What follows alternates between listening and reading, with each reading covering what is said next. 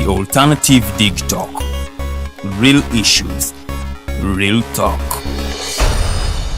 Fellow citizens, following the sequence of events, Uganda seems to be at political crossroads.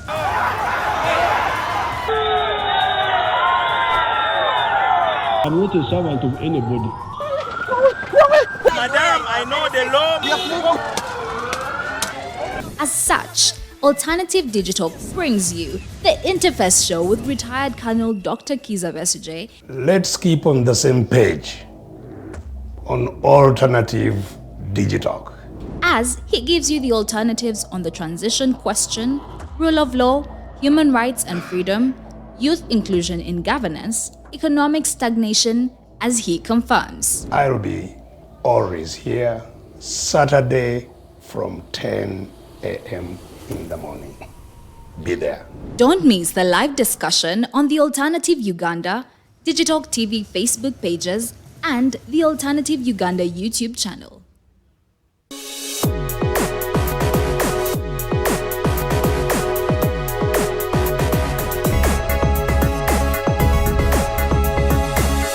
The Alternative Dig Talk.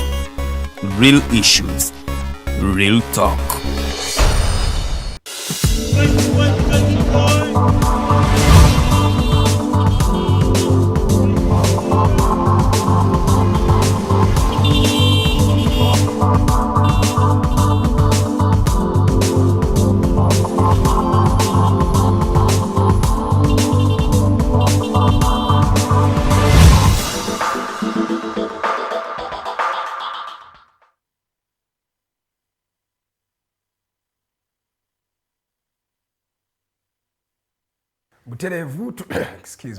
Buterevu tubaniriza nnyo wano ku Mukutu Digital TV ennaku z'omwezi ziri 10 omwezi gwa 10 oba omuzungu atera guyita October omwaka 2022. We are celebrating a day after independence.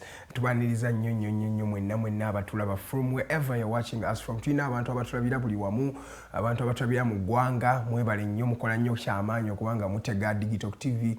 Ku ngeri data gyalimu obuseere ennaku zino oba ensangi zino, tubeebaza nnyo okubanga mubeerawo ne mwekuumira wano ku Digital TV. Mu abatulabira wabweru w'eggwanga nammwe tubaaniriza nnyo nyina abantu bangi bemmanyi abali mu ggwanga area United Arab Emirates. Yes, tubaaniriza nnyo ku Sheno, waliyo omwami Mutale Farouk Hussein Kwali, Nache Unerita babeerako mpola nga batulaba wano ku The Mighty Drive Show oba ku Digital TV. Tubaaniriza nnyo mwebale nnyo okubanga mutwegasseko enkya y'olunaku olwaleero era mbakulisaayo nnyo okuva mu Independence Day. Happy Independence. Uganda yiyo olunaku lw'eggulo yawezezza emyaka giri wagindaba 6 okuva wafuna obwetwaze. Nzijukira twafuna obwetwaze omwaka gwali gwa 1962 era president waffe yasookera ddala yali omwami Kabaka kati Ssekabaka Muteesa 1.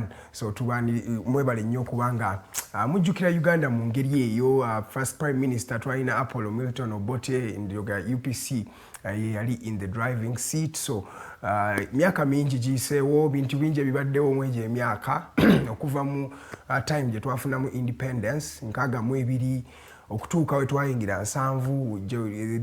The years they characterize as the years of Idi Amin. Emyaka egyo tegyali mirungi nnyo okuva mu 7 paka 7 mu 8 ne bafuna akalulu akawamu era President Museveni teyakkiriza na biki ebyava mu kulonda mu 8 n'agenda mu nsiko okuva mu 8 paka kuva mu 1980 paka mu 1986. President Museveni yali awo ng'agezaako kubanga awamba obuyinza. Okuva olwo omusajja oyo yakulembedde eggwanga lino yasobola okugamba nti yakulembeddeko at least more than I think more than half percent kule emyaka gyonna gye tubadde nga twafuna obwetwaze. So mwegyo emyaka 6 bingi ebigenze mu maaso. Abamu bagamba Uganda egenze mu maaso, abalala bagamba Uganda erina ekibulamu, naye byonna of course tuba tulina okubicelebratinga.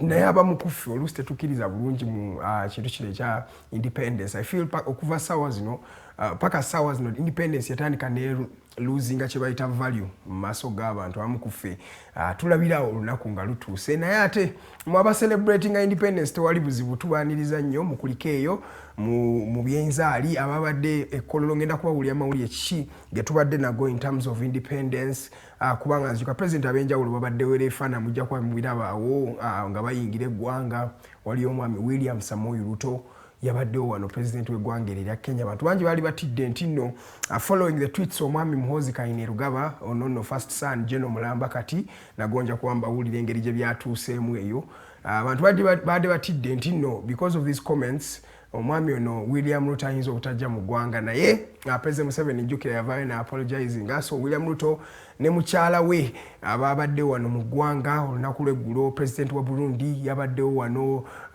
President Salva Kiir oyo nno president wa South Sudan eggwanga erisingira ddala obuto kati myaka ndooza giri myaka 11 naye yabaddewo wano ne badignitaries ab'enjawulo ababaddewo wano nga bagezaako kubanga bakommemoratinga olunaku olwa independence wadde babadde bangi tusobola okutyamu nti nno tebabadde bangi nnyo tetulina abantu bangi ba representatives abavudde in the western world tebabadde bangi ennaku zino olwedda nti president Museveni oba yafuukira ddala kye bayita leftist kubanga ennaku zino olaba mbu abantu bangi si bakwatagana nabo ate ne bakwatagana nabo oluusi be bantu abazinisa ensi oluguje Museveni oyo akwatagana nnyo n'amawanga nga Russia amawanga nga China ago ge bayitaga conservatives abatali ba liberal enough so naye nga bo era babaddewo mpolampola okubanga bawitnessinga Uganda ngeweza emyaka 6 abantu badde mbikujjuki ebyenjawulo so mukulikire eyo ddala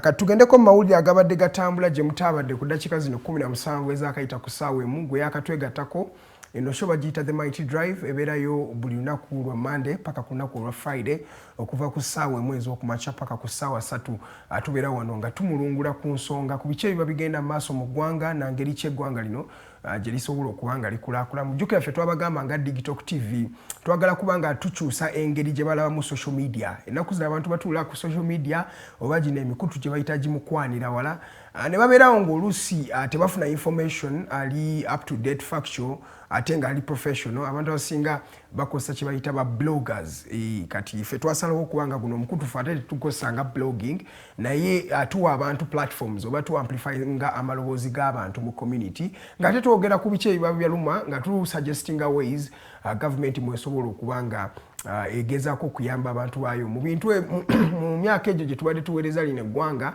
era achievements zibaddewo ne some of kye bayita challenges zibaddewo esinga namwe muzimanyi naye ffe twasalawo nti tujja ku redefininga the social media narrative in this country so gwayagala okuba nga okolagana naffe kakana akaseera osobola okuba nga okeddiza osobola okulanga ebyamaguzi bye wano ku Digital TV tusobola obikulangirako bulungi tusobola okuba nga tukola live streaming y'omukolo gwo oyina mbaga oyina mukolo gwa kika kigonna tusobola okuba nga tugu live streaminga ne tuguweereza abantu obutereevu nga basobola okuba nga bagulaba tusobola okukola kye bayita videography oba okukwatira ebifaananyi ku mukolo gwo ne tubyeditinga bulungi ne tubikuddiza tusobola okukola kye bayita photography tukola events hosting and events management tusobola organizinga conferences n'ebintu ebyenjawulo so gwayagala okuba nga okwatagana wamu naffe opartneringe naffe okulaba nga Digital TV yeyongera mu maaso oba eyongera okuba nga erya Uganda osobola okukubira programs director w'ekifo kino omwami bamuyita Mukose Arnold Anthony enamba yali noti 7 noti emu 8 noti 2 oba 0701800212 terevo ojja kubanga otufuna netusobola okubanga tukwataganira awamu nzamanya nze Edgar Matthew Karuhanga ndi muweereza wano ku Digital TV katuyingire mawulire agabaddewo okuva sabbiiti eyewedde ntandise n'amawulire ga Independence Day ne bagamba abakungu ab'enjawulo ababadde mu ggwanga okubanga baselebratinga Uganda ngeweza emyaka 6 era omukolo gw'amaanyi wadde gwabadde an invite only event gwabadde wali ku Kololo airstrip olaba abantu abamu abagaaniddwa nalabyeko omukadde omu musajja mukulukulu myaka osobola okugamba giringa mu 80 yadde agenze ng'agamba nti ngenze kubanga njaguza ameefuga ne bamugamba muzeeyi nedda ojjajjaguliza ewaka kubanga wano gaabalondemu era atwalabyo abantu ngaabo nga babawunsinga mu lulimi olufuutifuuti oba olaffe olw'ekivubuka basobodde okubanga babawusinga abamu nga babagoba wali ku Kololo Airstrip era n'oluguudo oluva eno side ya ng'oyise ku Ginger Road ng'oyambuka wali ku Hotel African na connecting ku Kololo Airstrip lwabadde luggale ng'abantu abakkirizibwa okubanga bakisesinga Kololo Independence Grounds babadde bantu abalubale oba abantu abadde invited. So twabalabye abakungu bangi nga bagezaako okubanga bayibogera ku independence obanga bajja okubanga ba celebrating independence yaffe wadde bingi ebyayogeddwa naye oluusi waliwo otunula mu bitu n'ogamba there are some problems that we have what they call the now problems bizibu ebyakati naye empenda gye badde babitemera nga ate si yakati nga speeches zonna zebawa oluusi olabye ddala nti nno tulinga just abejjukanya obwejjukanya naye tetuna planningira mugigi guddako gunaasigalawo gutya ffe we tutali so mu mbeera eyo oluusi speeches zino zitera nnyo kwagala kuzigendamu eziba mu mikolo weegiti kubanga egisinga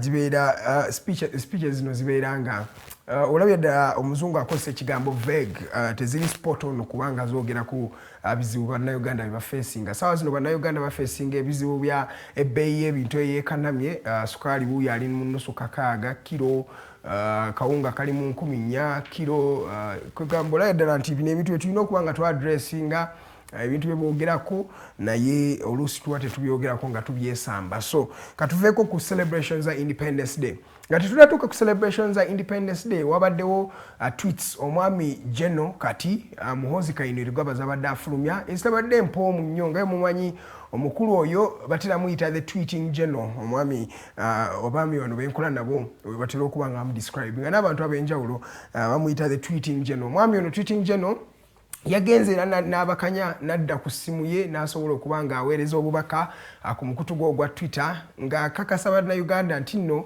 nga yasazeewo okuba nga awamba Nairobi tekisobola mutwalira ye n'amagye ge wiiki essuka 2 okuba nga amaze okuwamba kino ekibuga ekya Nairobi abantu b'e Kenya wabalabye buli omu yavuddeyo nga tweetinga kikye nga bagamba this is a sovereign state oyogeranga ni are you declaring go era mu mangu ago twalabye President Yoweri Kaguta Tibuhaburwa Museveni ng'avaayo ng'akola kibayita oba nchite ntya akudefendinga oba crisis management. Yes, crisis management is the right word. President Museveni naye n'afulumya official document ngeva mu office of the president ng'agamba nga yeetondera abasajja Abannakenya ne Bannayuganda olwa comments ezaakoleddwa mutabani we omukulu ate eyali commander wa land forces by then omwami General Muhoozi Kainerugaba.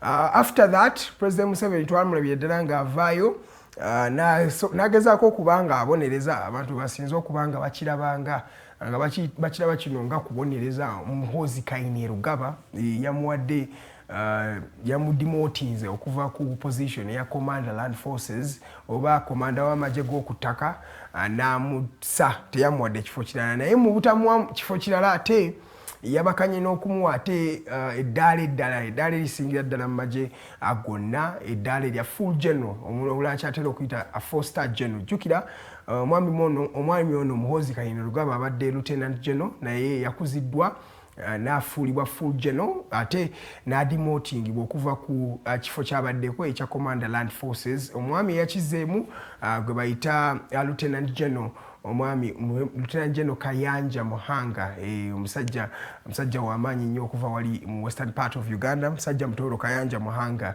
yasobodde okubanga abakana n'okubanga akulembera ejje ly'okuttaka. Omwami ono tumujjukira yabadde wali ng'akulembera ekikwekweto ekigenda mu maaso mu DR Congo kye bayita Operation Shujaa ekigenda okubanga kifefeta abayeekera ba ADF abeekwese mu paati eyo oba beekwese mu DR Congo in that regard. So ebyo bye byabaddewo buli omu yabyogedde mu ngeri ye nga buli omu agamba President Museveni ate yalinga omuntu omupanishinga ate n'omupromotinga.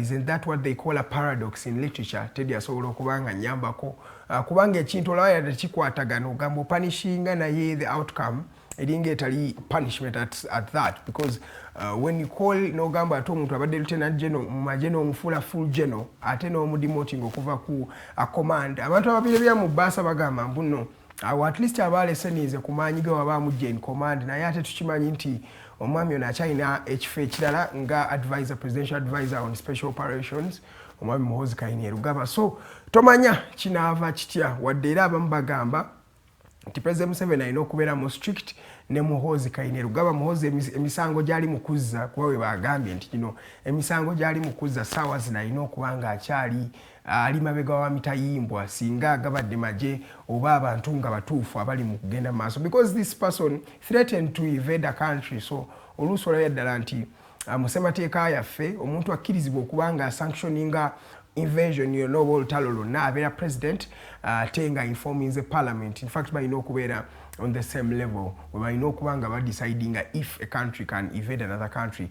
Ye Muhoozi tannavaayo okuba nga yeetonda officially, era bannayuganda kye balinze bagamba bw'aba omwami ono nga feeling sorry from the inside aveeyo yeetondere bannayuganda, naye paka ssaawa zino omwami the tweeting general tannaba kubanga so atannaba kubanga avaayo. Era abantu bangi bayogedde ku ranking eno eyo empya gye bamuwaddeyo okuba nga ali full general. Abamu ne balabanga ekintu ekitakoleddwa mu mbeera entuufu, because omwami ono Muhoozi Kainerugaba obudde si mungi bwamaze mu magye, naye mu budde obutono obwo bwagamazeemu asobodde okuba nga atuuka ku rank eyo esingira ddala mu magye. Bannayuganda bagamba there is something actually missing in that particular regard. Lwaki omwani ono akuzibwa buli lunaku? Lwaki ye promotion ye ebadde egenda nnyo nnyo oba ebadde kye bayita swift? President Museveni n'agamba omwami ono ebintu byakoze abikoleredde, era Muhoozi era alina achievements ezize. Omwami oyo okumpi yatandika Special Forces Command mu majaawo, era alina bingi byosobola okugamba mbu bamwenyumirizaamu mu ngeri eyo. So ye Muhoozi Kainerugaba ssaawa zino etwogerera he's a full general, musajja full general. Jjukira abamanyi ranks z'amagye full general yesemberayo ddala waggulu, oyo aba akimaze batera okugamba mu bavubuka wano. So he's a full general. Avudde ku ddala lya lieutenant general, wabeerawo ndooza major general yaddako, brigadier general n'addakaawo, colonel, then lieutenant colonel, wansi captain, kwegamba lieutenant, sergeant, webityo bigenda mpola mpola n'okkira ddala paka ku foot soldier asembayo private. So byebimu amanyi abavubuka baguno omulembe ebintu by'amagye tetubitegeera, just tumanyi ebintu bya akubeera ku social media ne tukomentinga ebintu ebyo tubyagala nnyo. Tugende mu mawulire amalala. Wiiki ewedde eyo era twalabye wali abavubuka abayita ba university students okuva ku ssettendekero ya Makerere abeeyiwa ku nguudo za Kampala nga nabo bawakanya ekya European Union resolution on the East African crude oil pipeline. Jukira abasajja bano aba European Union oba omukago ogugatta amawanga g'e Bulaaya gwavaayo ne gugamba Uganda esooke yeetereze, naye we batenneetereza kumalayo bajja kuba nga bayimirizaamu the building of the East African crude oil pipeline. East African crude oil pipeline eno yegenda okuba nga etwala amafuta okuva wali e Hoima gye gali mu kubanga gali drilled paka wali ku Tanga Port mu Tanzania, we banaasobola okuba nga bagafilteringa ne bagatereeza bulungi ne basobola okuba nga bagatunda.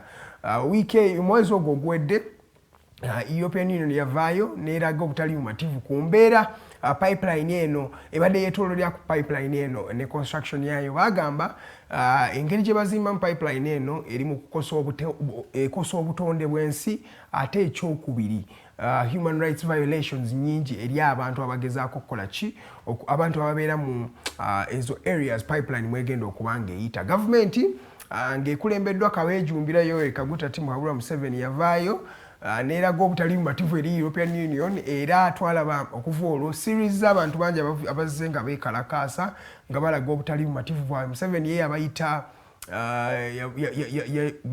ba European Parliament yabayita abavubuka abatalina kye bali mu kukola, abali selfish, yakozesa ekigambo kye bayita egocentric nga describing abaami abo. N'agamba baana bato ne beebogerako tebabitegeera, kwegamba omuntu yawakanya idea y'abalala ng'ate ali ku attacking kye bayita demeaning the nature of someone. Nti gwe wakuba oli mwana muto kirabika ky'oŋŋamba tekiri mu magezi, naye oluusi omwana ono omuto ky'aba ayogera maybe sooka otunule ku nsonga gy'ayogerako nga tonnamu attackinga nga muntu. Ntera nnyo kiraba mu bantu ab'enjawulo. N'agamba gw'oŋŋamba ng'ani, kwegamba abuuse idea gy'oli mu kumugamba oba gy'oli mu criticizinga ate n'atunuulira the vessel eri mu criticizinga avudde ku idea tunulidde muntu kwegamba ebyo bitera okubanga tukola naye waliyo ba students abafulumye ne bekalakasa poliisi era yabakuttemu bubi nnyo ne bagalira kyemanya abasinga bafunye bond era tebakyali makomera wetwogerera naye nga bekalakasiza wiiki eyo ewedde bano bafollowings ate ba students bakulemberwamu UNSA Uganda National Students Association abamakinga abaana b'amasomero bamakinga nga balaga obutali bumativu eri European Union resolution on the East African crude oil pipeline wadde ate kyategeerebwa nti nno bano abaana baali bafereddwa ne baliyimbibwa nti nno bagenda kubanga bamitinga Prime Minister Right Honorable Nabanja Robina ekitaasoboka ate babatwala butwazi ku bbala ne bafuna placards ne batandika okubanga beekalakaasa so byebyo bibadde ku side eyo eya East African crude oil pipeline ye President Museveni yakakasa nti bajja kubanga bagenda mu maaso n'okuzimba kwa East African crude oil pipeline oba European Union ekkiriza oba tekkiriza bajja kubanga bagenda mu maaso. President Museveni ye bwe yakakasa bannayuganda yanagamba by 2025 Uganda ejja kuba etandise okubanga exporting amafuta mu bungi okuva wali ehoima edakika zino ziri 31 zezakayita ku ssaawa emu ey'okumakya amannya za Edgar Matthew Karuhanga era tuli wano kubanga tuweereza ku Digital TV mu mawulire amalala Farida Nakazibwe ononno she's a TV presenter yasobodde okubanga awardingibwa Parliament nga bamwebaza ku lw'omulimu gwali mukolere eggwanga omukyalo ono abadde ku airwaves za Uganda ng'akolera TV emwawo okuva mu Nation Media Group omukyalo oyo abadde akola okumala emyaka ndooza kati giri myaka nga 13 omukyalo oyo natandika omulaba mu mwaka gwa 2007 paka saawa in fact giri approximately emyaka nga 15 ng'omukyalo oyo aweereza eggwanga era Parliament yavuddeyo nemwebaza nemurecognizing emirimu gy'akolera eggwanga omukyala Farida Nakazibwe so that is a win to the media fraternity omanyi ba journalists babalabyewo kuba tebatera tulabawo naye batulabawo ovayo n'ogamba bannaye kino kirungi Parliament webe recognizinze munnamawulire munnaffe kiba kirungi nga bamwebaza show ye gy'asobodde okuba nga hostinga abantu bangi nga boogera ku nsonga eziyamba bannayuganda especially abakyala so Farida Nakazibwe yabadde recognized by the Ugandan Parliament ate nga tukyayogerera ku bannamawulire ate ye Remi Bahati mukyalo oyo correspondent wa TV endala wali mu ggwanga erya America ewaabwe oba ewaka Fort Portal gy'ava bayingiridde amaka gaabwe abantu abakkirizibwa okubanga bakuuma ddembe ne batwala muganda we in fact baganda be babiri ababadde mu maka gano jjukira Remi Bahati ono abadde US okumala akaseera kangi okumala akawanga time akadde kangi kamaze mu ggwanga erya USA ate era abadde ayogera nnyo ku nsonga ezirimu bannayuganda oba kibatera okuyita human rights violations so wiiki eyo ewedde bagenda ne bayingira amaka gewaabwe Fort Portal maama we gye yali ne baganda be ne basobola okuba nga beetikka abaganda be ne babatwala poliisi n'amagye gaavayo ne gakakasa nti no tegabawamba buwambi because omukyalo ono Remi Bahati yakozesa ekigambo abducted naye poliisi yagambye mbu they were not abducted the police does not abduct the security operatives they actually arrest bagamba babakwata bukwasi era bali in bababuuza ebibuuzo bibeetaaga okuba nga bamanya mu mawulire amalala ndowooza olaba paradox gye mbadde nkugamba eri Farida Nakazibwe bali mu kumrecognizinga eno wali ate munnamawulire omulala ali mu kunyigirizibwa kwegamba oluusi batutera okukozesa ekigambo journalism is not a crime oba okubeera munnamawulire si musango gwa naggomolo ogusobola okuba nga gussa omuntu ye President Museveni era directinze nti roadblocks zonna eziri ku national highways zisobole okuba nga ziggyibwawo bannange tubadde tulina buli obadde ofuluma Kampala ng'ogenda mu kibuga ekyawa in other part of the country obadde mulabanga nnyo roadblocks buli wamu President Museveni yagambye mbu zino roadblocks zitwala obudde kyekisooka ate yakozeseza ekigambo they are breeding grounds for corruption nti obubbi bubeera bungi oba obuli bw'enguzi obugenda mu maaso ku roadblocks zino so President Museveni yaordarinze roadblocks ezisukka mu 39 ezibadde ku highways za Uganda ezisinga eziri main President Museveni ya ordering zigibwewo abantu bagende chere jukira era yakyogerako kino ekintu mu mwaka gwa 2015 ngagamba nti wabera roadblocks movement of goods and services taking along ebintu byamaguzi bitwala obudde ate ne corruption ebera y'amaanyi nakyogerako then nate ne bamala ne babizaawo mu bikwekweto bibadde bakola subsequently so mu mbeera eyo ye President Museveni yazemu nakyogerako na directing buli traffic police officer ne traffic police bajjewo roadblocks zonna eziri ku international highways oba highways ezifuluma ekibuga Kampala neziyingira mu Kampala bajjewo bino ebintu roadblocks zino transport ya goods ebere as swift as it actually can. Ndozanga era tugenda maaso mu mawulire amalala police yakozeemu enkyukakyuka abambega abasoba mu bisatu 300 junior detectives abasindikiddwa wabweru wa Uganda bakibayita up country mu mambuka ga Uganda mu Western Uganda Eastern Uganda babajje mu Kampala wakati bano baade babalanga kubanga bali unprofessional oba ebintu bibakola tebabitegeera bulungi omwami ono Okoth Ochola onono ye IGP wa Uganda ye yakoze ekigambo incompetent nti balazo okubanga bali incompetent mu capacities ezenjawulo so babajje mu Kampala wano ne babasindika mu bibuga ebirala ebyenjawulo nno bano balinga mu bisatu so it's the one of the biggest reshuffles that we can see bantu okuchusa kw'abana abantu kuwadde kw'amanyi bantu bali abantu munusu bisatu can you imagine 300 people bonna nga bamu bapatwala north kubanga mu Kampala balemi bagamba omulimu gwabwe gw'obambega tebagukola bulungi naye ekizibu ekiriwo nti ate bambega abasinga bano by witnesses misange gigenda maaso wano mu Kampala metropolitan so abamu bade bagamba nti betaaga okuba munga mu kooti emirundi ng'ena omwezi naye ate kati baba tutte wala ate police bade bagamba mbwe yinza okuba nga tesobola kufacilitatinga transport waabwe asobola okubajja gye bali okubaleeta wano so mu mbeera eyo bo yawe ndoza bagamba esiridde yabalula because bakujja wano mu Kampala metropolitan ate ne bakasuka eyo olusi deployment teba nnungi erigwe n'ababa bakolagana naawe kubanga oba wamanyira Kampala ate Kampala ndoza mugimanyi kyekibuga ekisinga okubeeramu essente wano mu ggwanga erya Uganda era Kampala yokka ndoze contributing at around 20% of the entire taxes that are collected in the country. So abantu bisatu ba junior detectives basindikiddwa mu districts ezenjawulo okubanga bava mu Kampala nga babalanga kubanga bali incompetent. Then waliyo complaint yali ekoleddwa eri mutabani wa Sekandi omulenzi oyo bamuyita Samuel Sengoba. Yes, Samuel Sengoba bamuteekako omusango gwa attempted murder. Ndoza mwezi nga gumwe mabega eyo omwami ono yamuteekako omusango bamuyita Mr. Moses Lukubo naye we yatuuse mu kooti wiiki eyo ewedde omwami ono yakakasa nti ate talina buzibu na mutabani wa yali vice president w'eggwanga lino ne speaker Sekandi omwami Samuel Sengoba ono yaddamu wawabidde omwami Moses Lukubo yadda wawabidde Samuel Sengoba mutabani wa Sekandi ya withdrawing n'agamba kooti nti yali alimba omwami ono teyagezaako kubanga atwala bulamu bwe era mu kooti mu maanyi gayo yabasindise mu office ya DPP basobole okubanga omusango guno guggalwawo. It speaks volumes, magnitudes. Batera okugamba nti buli woogenda n'owabira omunene kwegamba bayinza okukulaba mu mbeerayo n'olabanga naawe omusango olaya tegulina gye gulaga n'ogamba lwaki tetutuula ku mmeeza ng'abantu abakulu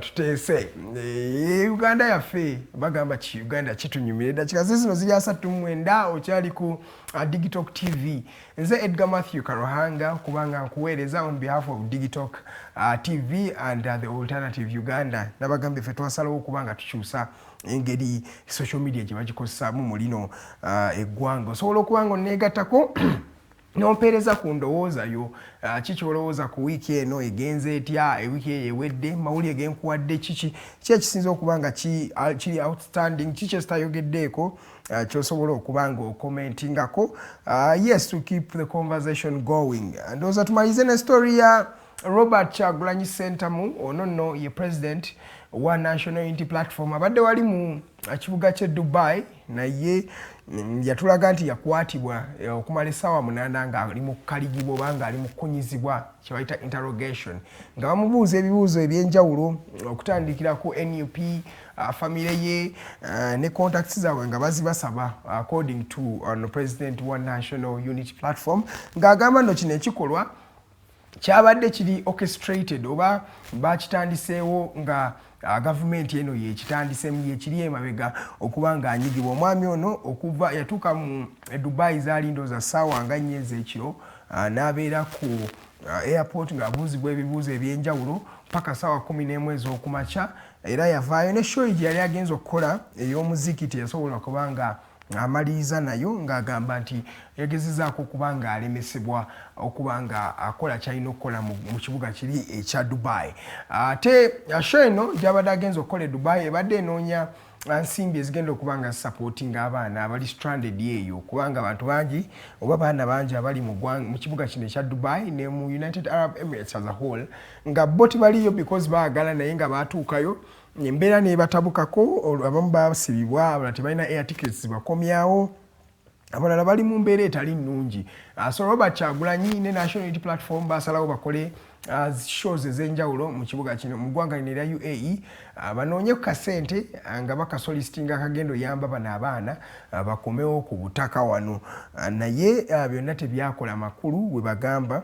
So Robert Kyagulanyi yalemesebwa okubanga aweereza mu ggwanga erya Dubai oba mu kibuga ekyo ekya Dubai. Ate si ye yekka ndooza mu sabiiti ewedde eri twalaba legendary politician mu ggwanga lino omwami bamuyita Chapa Karuhanga naye yakwatibwa mu Tanzania naye n'abuuzibwa ebibuuzo ebyenjawulo nga bagamba waliwo ekiri missing ku ye bagamba bayetaaga gavumenti ya Tanzania yeetaaga okuba nga emanya biki ebigenda maaso mu bulamu bw'omwami ono Chapa Karuhanga. So ekyokukwata bannabyabufuzi nga bali wabweru w'eggwanga nga kikitandisa okuba nga kifuuka kye bayita it's taking a new twist mu mbeera eyo eya mu ggwanga lino engeri gye litambulamu. Ndowooza ge amawulire ge tulinawo olunaku luno olwaleero.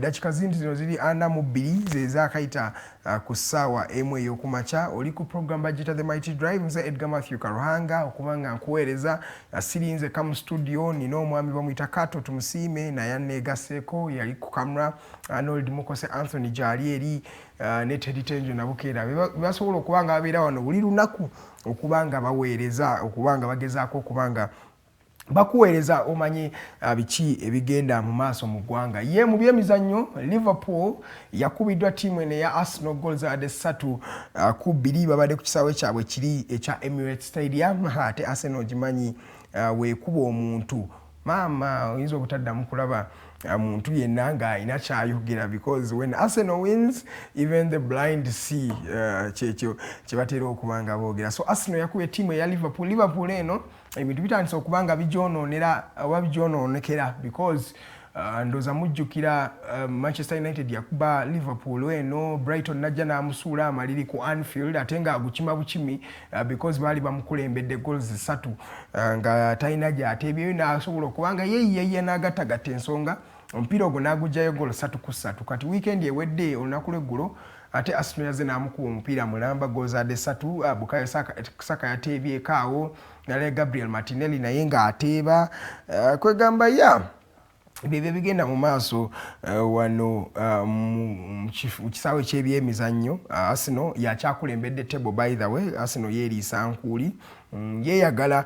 Ate mu mawulire amalala Manchester United naye yagukubye Newcastle. Cristiano Ronaldo yakubye golo ye career goal ye ey'olusanvu 700th career club football goal mu golo zatebedde clubs zasambidde ez'enjawulo ndooza yasambira tiimu eno eya Sporting Lisbon gye yatandikiramu najja mu Manchester United n'agenda mu Real Madrid n'agenda mu tiimu eya Juventus kati yakomawo mu tiimu eya Manchester United. So kyekyo ekigenda mu maaso mu ggwanga. Ndooza byebyo amawulire ge tulinawo ge tusobola okuba nga tubawaako mpola in that particular regard. Ngezaako okuba nga ndaba wano oba tulinawo messages ne comments eza ebimwagala okubanga mulaba mu ggwanga lino nkyukakyuka ki gy'olaba ne Daily Monitor ndaba yapostinze n'ebintu ebyenjawulo wano boogera ku police okuva independence bana abadde bagikulembera kwegamba bintu bingi bantu bakyali mu Independence Day celebrations in that particular regard. Edakika ziri 45 zizino ze zaakayita ku ssaawa emu ey'okumakya tugenda kuba tuwumulamu.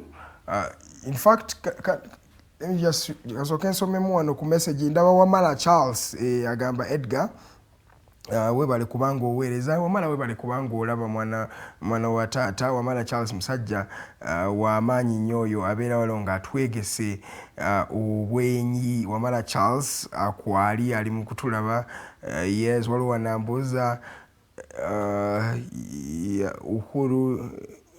Uhuru gyali nalina mulabyeko oyo siye otera muyita kansula wa Kampala Central, yes, mayor wa Kampala Central, yeah. Musajja yabaddeyo nnyo ne ku kololo ya strip yabaddeyo ku kololo Independence Grounds baagala oziyita tebatera kwagala kuziyita ya strip. Yes, ndoza geego nabadde ambuuza what is the evolution, where is Uganda going in these 60 years? Ansandikidde direct message wano ku WhatsApp. Yeah, webale Uganda era ina bingi byekola. Uganda ina weegenda tosobola gamba mu myaka nkaaga gye twaliko ate gye tuliko ssaawa zino. No. By 1962 Uganda has evolved over time. Uganda wadde waliwo ebintu bye tutannaba kubanga masteringa as a community. There is something that we have not yet mastered as a community, so we can say that sooner or later we shall really be there. There are some challenges, but you can say that of course we have really tried to be better people in that particular regard. Yes, Kandabe. Yes, messages zino Kamoga Frank agamba Edgar webale kuweereza. Frank webale kubanga olaba musajja yabeerako buli lunaku abeerako omwami Frank Kamoga webale kubanga oweereza. Amawulire ndooza geego myaka nkaaga buli wadambuuza ku independence. What do I think about independence? Yeah, but independence is nabagambe zenganze sigi celebrating nnyo kiri awo because ndabya ddala ebizibu bye twalina prior to independence woba osomyeko ku independence w'eggwanga lino oba ku history y'eggwanga lino ebizibu bye twalina paka ssaawa zino ebizibu ebyo byennyini bye tulina ebisinga. Kale there is a bit of development, yes, but there are some critical issues we have not addressed. Issues of human rights violations. Amawanga tegasobola kukulaakulana nga abantu bakyaviolatinga rights zaabwe wetutyo. Human rights violations, arbitrary arrests, tulina okubyogera ku economic empowerment, economic inequality. Mu ggwanga lino mulimu abalina ennyo, mulimu abalina akatono ennyo ate ddala. Kwegamba there are people who are as rich as you can hear. There is a gentleman who will make 100 million in a day, and in the same country there is someone who makes 10,000 shillings in a day in that same economy. Then there is someone who does not even make a penny in a day. Wano mu ggwanga lino erya Uganda, mu ggwanga lino erya Uganda tukyalinamu abantu nga abeera on less than $1 a day, ng'omuntu oyo amalako n'omwezi mulamba abantu mwe nga tafunyeyo yadde na mutwalo gumu mu nsawo. The people are there. Just fe tulabira wano mu Kampala naye abantu kye balinga ng'amala n'omwezi nga takutte ku nnusu 1,000 oba nnusu 500 oba 2,000. So bino ebintu paka nga tubyaddressinze independence tegenda kuba yange eri really fruitful. N'ekirala independence twagifuna tusobole okuba nga twefuga as a country, as a community. That is the main reason why we did independence or why we got independence. Twafuna independence tusobole okuba nga twefuga. But the problem is when we transitioned from imperialism and colonialism of the British, then we went into self-rule. That was in 1962. Over time, we have proved as a society, as a species, that we cannot actually, we don't even have the morality of changing God in a peaceful way. Okumala emyaka nkaaga nga lino eggwanga lifugibwa ffe baddugavu bannaffe tetukyusanko buyinza mu mbeera ennunga mu bulungi kyosobola otuula n'ogamba mbuno kati ntudde waka ndi mukulaba president omulala nga aswearinga in. It has not been there. From the 1960s, people have been taken by coup d'etats, people have been taken by wars, people have been taken by gun. ekyebuzibwa tunatula ddi ku mmeeza tugambe right now tusooke tubidde ku bbali twogere ku bintu ebikwatagana ku ffe. How do we develop as a country? How do we envision these things like transitions? Tukyusakyusa tutya obuyinza mu mbeera eyo? So ebintu bye tulina okulowoozaako buli lunaku paka nga tutandisa okulowoozaako mu mbeera eyo omwami omu yagambye until we have we are all connected by the same central nervous system as a country, Uganda is not going anywhere. Anti my central nervous system yeyo system etwala messages mu mubiri mwabamanyi the nervous system messages ziyita mu nerves ezo ne zijja ne ziva mu bwongo nerves ne zigamba kati omanyi mukono kwata era central nervous system yegamba kati yimirira okwegamba okitegeera the body is all connected by the central nervous system. So the moment tetulina central nervous system eri connected wanga tetuli connected as a species era tugenda sigala mu bintu ebyo byebimu nti tetewali afiringa bulumi bwa munne nga guno omubiri nti akagalo ekafuna ekizibu omubiri gwonna gujja kifiringa naye mu Uganda akagalo ekafuna obuzibu nga bakatemako ng'omubiri gugenda mu maaso. People, we really don't address the issues people are putting forward, but rather we react to these issues. And it is even back in our communities and our societies. That's why the problem with Uganda, I feel, is a problem that comes from the root, that stems from the root. Chiva dala wansi nti okuva mu families bantu bameka abasobola okutuula abazadde bameka batula n'abaana baabwe ne bagamba omanyi mutabani kati leo tufumbye eki. No, they will always dictate ajagamba mneda katukole bukozi tata kyayagala kyekyo ekikolebwa teri asobola kubanga kiwuliriza oba nga akyogerako. So mu mbeera eyo ndowooza tusobole okubanga bino ebintu tubirowoozaako nnyo in that particular regard. Tuba twakufuna eggwanga nga ly'amaanyi tulowoozeekoko. Waliwo ambuuza wano ekibuuzo essomero ly'e Masaka liri biki eryakwata omuliro? Essomero ndowooza story eyo yali ya sabiti ndozanga sabiti eno ewedde ng'etandika oba ng'eri eggwako.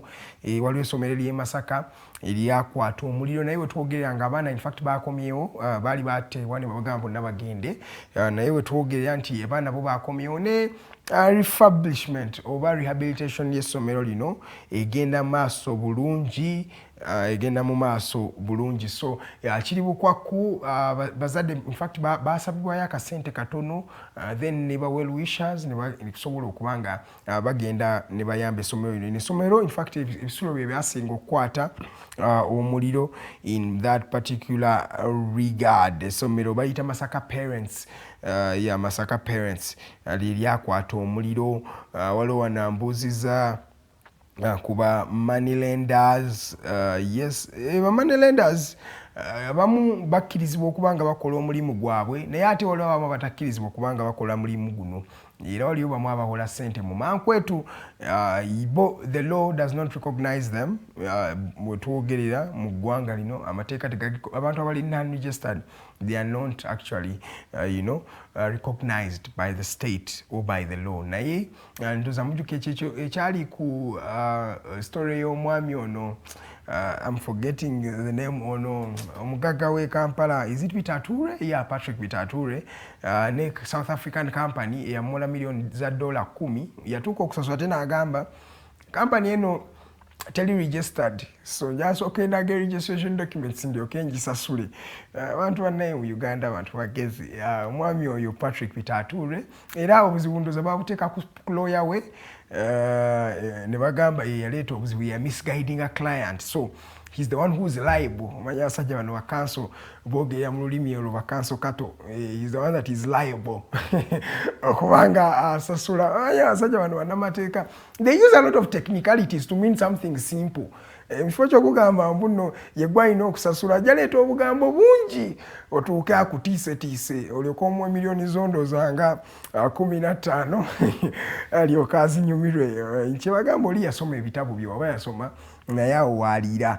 So money lenders woba toli registered by the way tolina kubanga owola abantu era obeera on your own risk government ebatesobola kubackinga up so money lenders genda registering a trade yo otandika okubanga owola bannayuganda bano ba money lender bafuna sente ez'ekiralu nze mbalaba batera okufuna esente ez'ekiralu omusajja ayinza okuwola miliyoni ng'emu naye n'atwala ekyapa ky'ettaka lyo nga kiri worth miliyoni nga 7 because tosasudde miliyoni yemu so oluusi nabo ekintu bakikuba bukubi kibeera kyamaanyi nnyo bakikubira ddala kandabe messages zammwe nyingi ezikyajja banaimwe bali kubanga muweereza message osobola naawe okutusindikira message n'otwegattako mu comment section ya page zaffe ez'enjawulo ku Facebook kwetuli @Digital TV then @The Alternative Uganda kwetuli sindika message yo ngirabe oba oyina gw'otumira oyina gw'obuuza oyina ensonga gy'oyogerako tewali buzibu sindika message yo nja kugira osobola otusindika ne direct message mu inbox yaffe era tujja kuba nayo tugiraba nga nate tujyogerako tulabe kiki engeri ki gyetusobola okuba nga tukuyambamu in that particular regard. Yes, amawulire geego sindika ebibuuzo byo then tujja kuba nga tugenda mu maaso ne program ku Twitter nakwo kwetuli @The Alternative UGA over @The Alternative UGA wewandika ekigambo @The Alternative then UGA kyekyo ekigenda mu maaso waliwo wanasindikira message nangamba waliyo abantu abattiddwa waliwo omuntu yattiddwa wali enansana poliisi erina omuntu gwe yagambye yadeegezaako kubanga abba amasimu amamotoka yadabba motoka yes yadabba emotoka wali enansana omupoliisi n'amukubirawo essasi eryamugye mu budde in that particular regard yeah ndoza era zezo dakika zino ziri 5:06 zezakayita ku ssaawa emu ey'okumakya program gyoliko abagiyita the mighty drive ebeerayo kuva ku Monday paka ku lunaku luno olwokutaano kuva ku ssaawa emu paka ku ssaawa 3 ez'okumakya buli kumakya tugezaako kubanga tuweereza bannayuganda basobole okuba nga naffe bakyusa engeri gye balowoozaamu mindset change bintu ebyo tusobola okuadvocatingira enkyukakyuka mu ndowooza z'abantu at least tubeere n'ekintu ekigenda mu maaso olunaku lwalero tubadde tusuubira omwami bamuyita Akugizibwe Adolf ono nno munnamateeka ate nga ali head of he's also an electoral legal consultant musajja osobola okumwebuuzaako ku nsonga zino ez'obululu electoral legal consult naye abadde tannaba kubanga atuuka omwami ono gwe tubadde tusuubira olunaku lwale ku discussion nga tubadde tugenda kwebuuza ku transitional politics mu ggwanga lino erya Uganda oba ne mu Africa as a whole transitional politics ezo kukyusa gavumenti ennaku zino mu West Africa eyo ekiriko kati kyakuwamba gavumenti coups d'etat ziddeko coups d'etat twasinga kuziraba nga twakava mu independence awo mu time ya liberation struggles mu time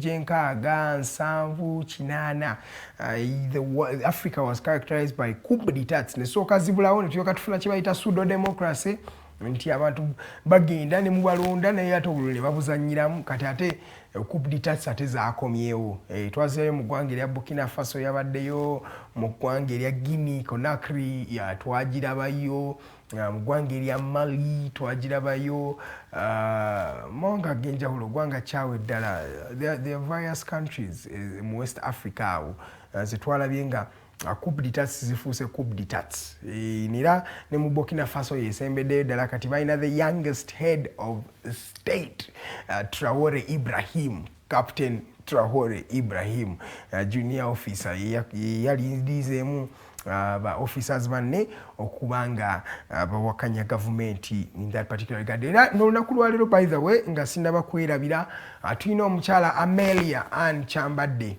agenda kubeera wano ku Digital TV akawungezi k'olunaku olwalero ku ssaawa emu yennyini n'omwami Abdulatif Mukasa bagenda kubeera wano nga banyumyamu ku ngeri good governance gyesobola okubanga eri ensured in the country and especially females in the politics of this country so omukyalo oyo omwegeseke owenyi yali MP wa Mawokota eyo Mawokota omwami ono gyali Dr. Hildeman yamukuba akalulu eyo is it Mawokota South I'm not really sure but I think it's Mawokota's I'm not sure of of that constituency naye omukyala oyo gye yali ate abaddeko Minister of Trade mu government ya President Museveni. Omukyala Amelia Kyambadde abadde mukyala w'amaanyi nnyo era yali mukyala w'amaanyi nnyo era agenda beera wano ku Digital TV ku ssaawa emu ey'akawungeezi so tosubwa olunaku luno olwaleero kubanga wonna asubwa ate onaafunya ki onaanyumirwa ki ekirala omiisinga omukyala Amelia Kyambadde in that particular regard agenda kubeerawo wano so basebo ne bannyabo katuwumulemu katono tugenda kukomawo tweyongereyo n'emboozi eno tulabe engeri gye tunamaliriza mu show. Amanya Edgar Matthew Karuhanga. We're going to go for a short commercial break, but the Mighty Drive continues just after this break. Good morning.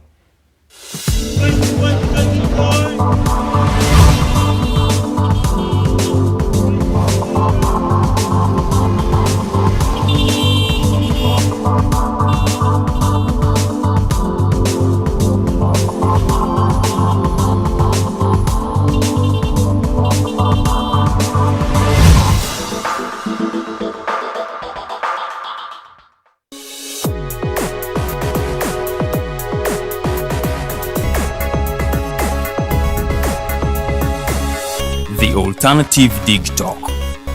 Real issues, real talk. Fellow citizens, following the sequence of events, Uganda seems to be at political crossroads.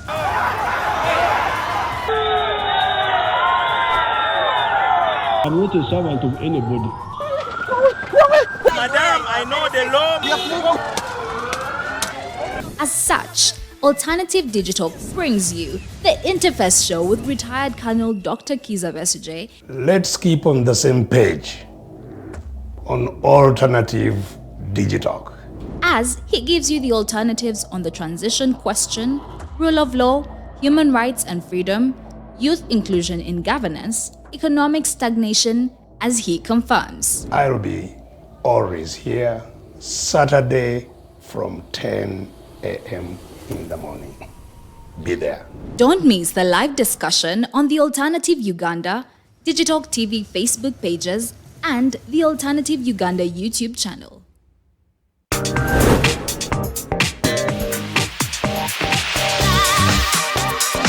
Hello beautiful people, you're welcome to the Snap Talk with your girl Teddy Tenjo every Saturday right from 6 to 7. It is your responsibility omwana wo kubeera mu nyumba nga teyasuze bweru mbo bamubanja rent.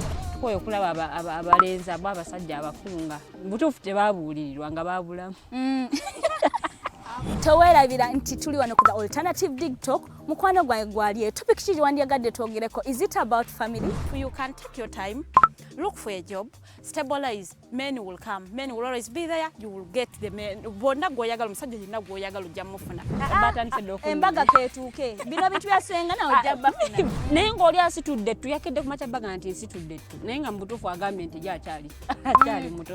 Is it outside family? Is it society? Oh, could it be relationships? Just be commenting a topic yona gyanjagadde twogereko tujja kwa tujogera kwano ku the Alternative Dig Talk ku share enganzi the Snap Talk.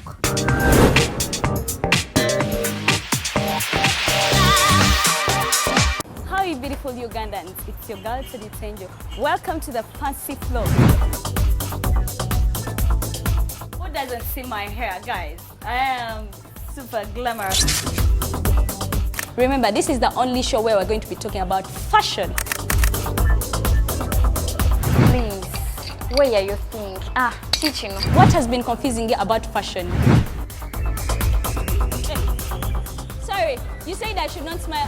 For all the information about fashion, maintenance of body shape. I can wear bling bling when I'm going out. So you can wear bling bling going out or any occasion. We shall be doing all this in the fancy floor. Remember, it airs every Thursday right from 8:30 to 9 with your girl Teddy Tenjo. It is the fancy floor.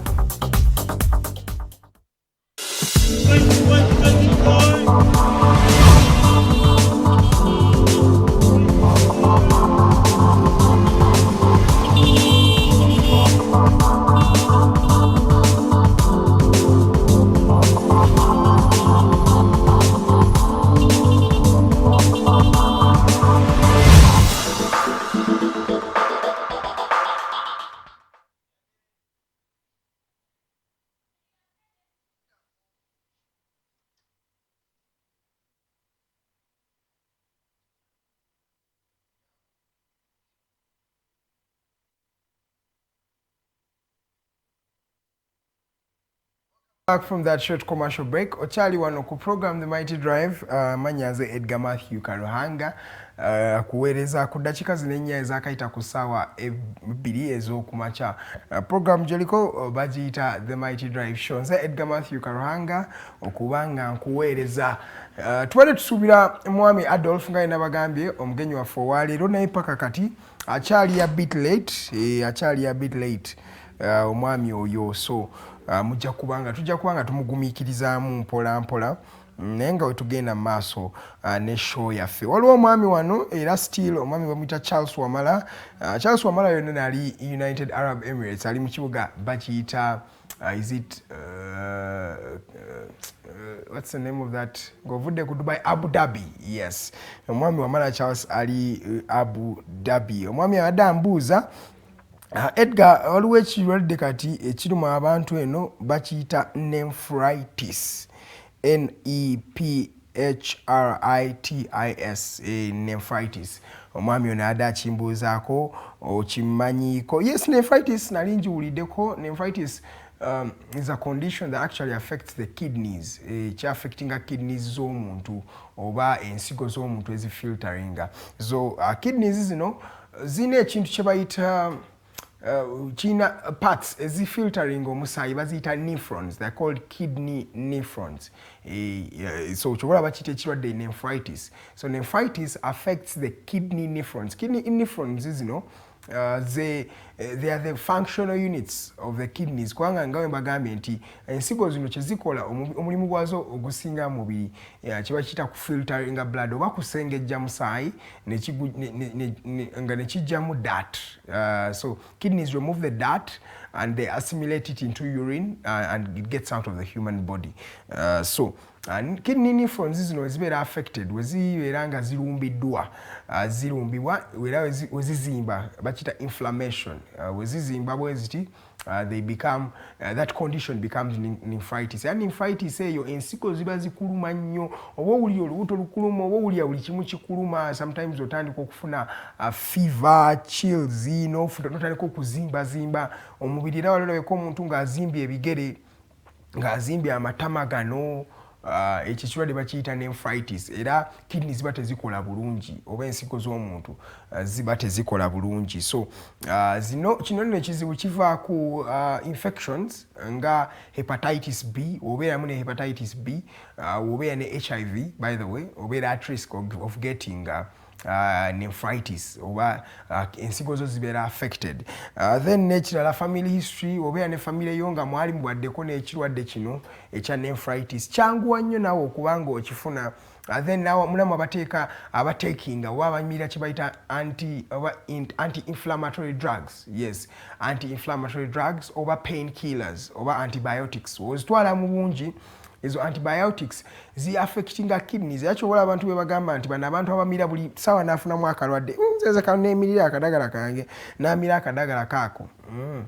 It's really not good because at the end of the day kidneys zigenda kubeera affected ofune nephritis. Ate nephritis ono oba tomujanjabye nga bukyali. Omanyi bannayuganda tutandika okugenda okufuna eddagala nga you are done, ng'ogenze ng'omazima oweddewo. That's when it was to come because kale in unavoidable circumstances people are broke and medication is as expensive as you can accept in this country.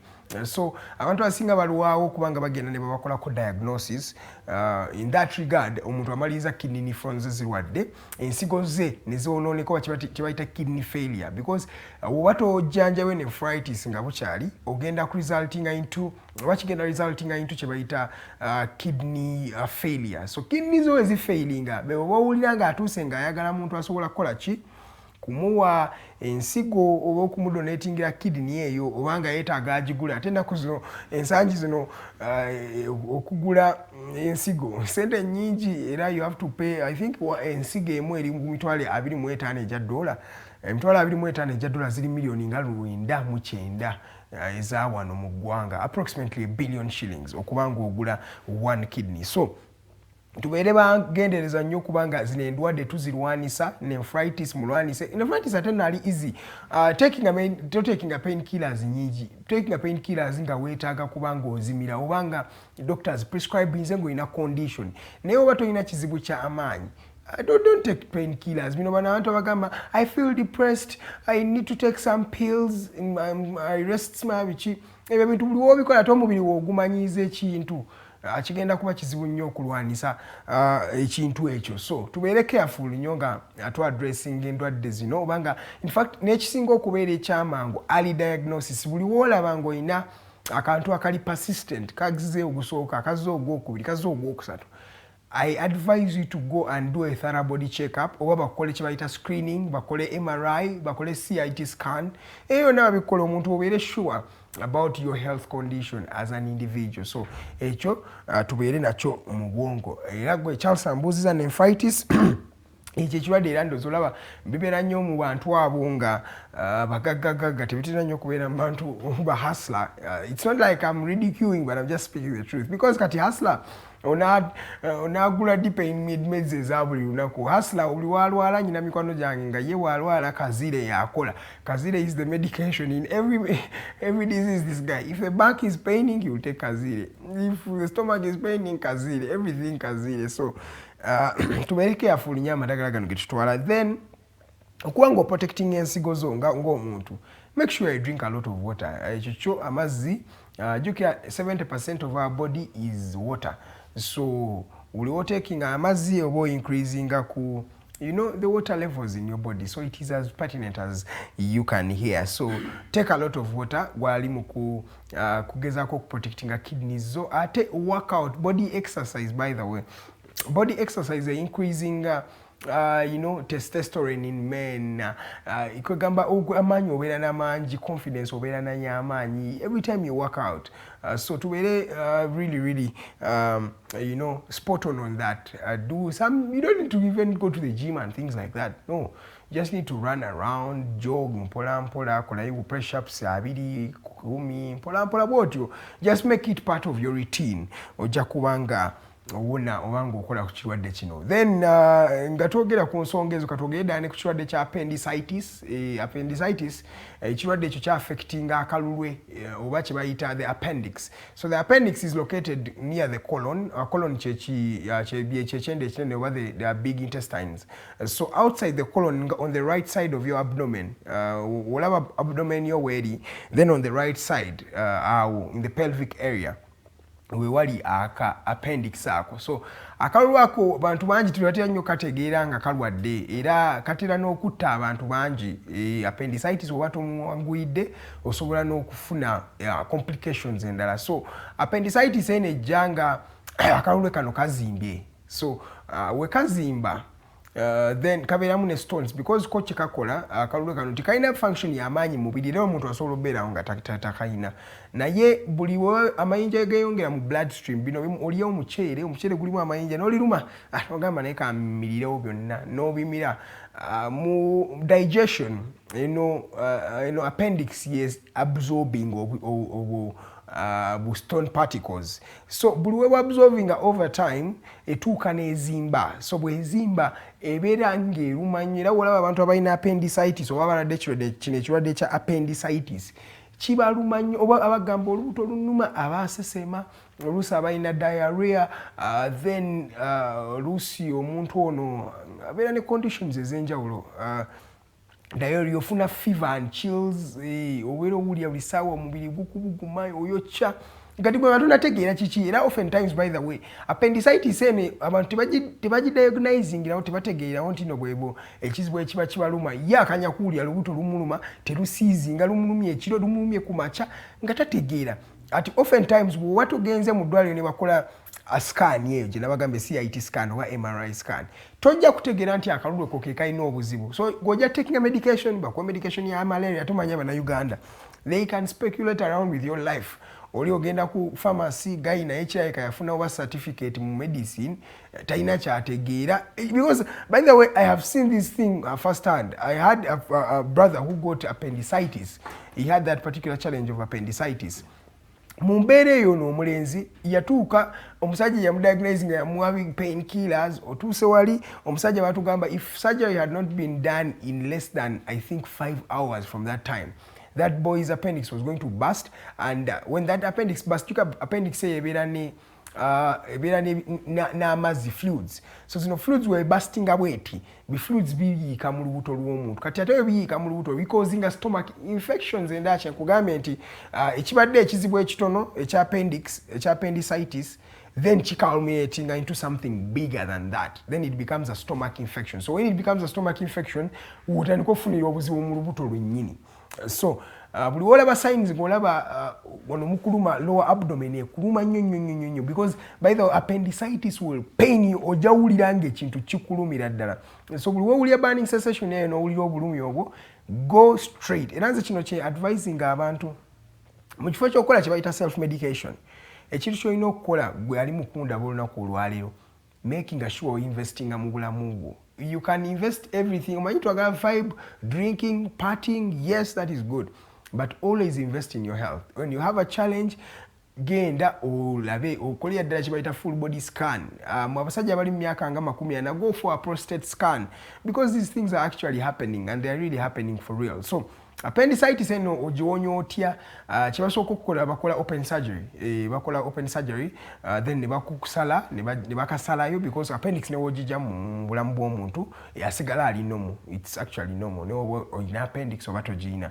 So baggulawo omubiri gwo oba bakola open surgery then ne bakasalayo appendix eba ezimbye ne bagijjamu bw'eba yayabise dda because oftentimes abantu batuuka okutuuka nga yayabise dda bw'eba yayabise n'atandika okukola stomach cleaning n'atereza olubuto mu mpola in that particular regard nasobola okubanga owona ekirwadde kino ekya appendicitis. So tubeere spot on, excuse me, nga tuli mu kudiagnosinga obulamu bwaffe oba health yaffe because your health is actually your wealth. So mwabambuza ku birwadde ebiwera ndoza tujja kutandika okugera wano ku health discussions. Endwadde nyingi abantu bangi balina ebirwadde byebatategeera abalala balina prostate, chlamydia, lung cancer, byonna gwayagala okumanya biva ku ki. Tujja kufunangayo akanyomero wano tubyogerengako because we believe it's a very, very pertinent issue in that particular regard. So, ndoza checho, edakika zino ziri 17 ezakaita ku ssaawa 2 ez'okumakya nga twabasuubiza omwami amaze n'atuuka Council Adolf amaze okubanga atwegattako essaawa zino. Otwabiranga mu ssomero bagambanga you are too early for tomorrow. Adolf, you're welcome. Thank you. Yeah, nice to see you. Yeah, definitely. I'm excited to be here once again. I understand it's my second time. Okay. I wanted to say my apologies for coming here. Say early for tomorrow. They used to, when you come late, they'd say you are too early for tomorrow. Yes. The saying that goes. There should not be an excuse. Yeah, but it's the same white man who says better late than never. So yeah, definitely. You're actually here. So I'm against people who are late, who don't respect time. Okay. I know I may not have the opportunity to explain why I'm sitting here late, but I pray that listeners and viewers will understand. Yeah, it's okay. The good thing you are here. So Adolf, for those who are just seeing you for the first time, who missed out watching you the very first time you were here, they would like to know who is Adolf and what does Akugizibwe Adolf do and what is your trade? Well, the profession Adolf is a lawyer working with but I think for me, most importantly, I'm Ugandan and an advocate of good governance here. And I've been working with SEDU, but now I went into private type as electoral democracy. SEDU is the Citizens Coalition for Electoral Democracy. Again, okay. Unfortunately, we've had attacks from those who have power. And we have had difficulty in our work, but nevertheless we are there, and we're looking forward to the other elections this country will have, and we shall definitely have a contribution. So there are the other capacities I have, but I think for purpose purposes of our debate today is my expertise is in elections in Uganda and in Africa in general.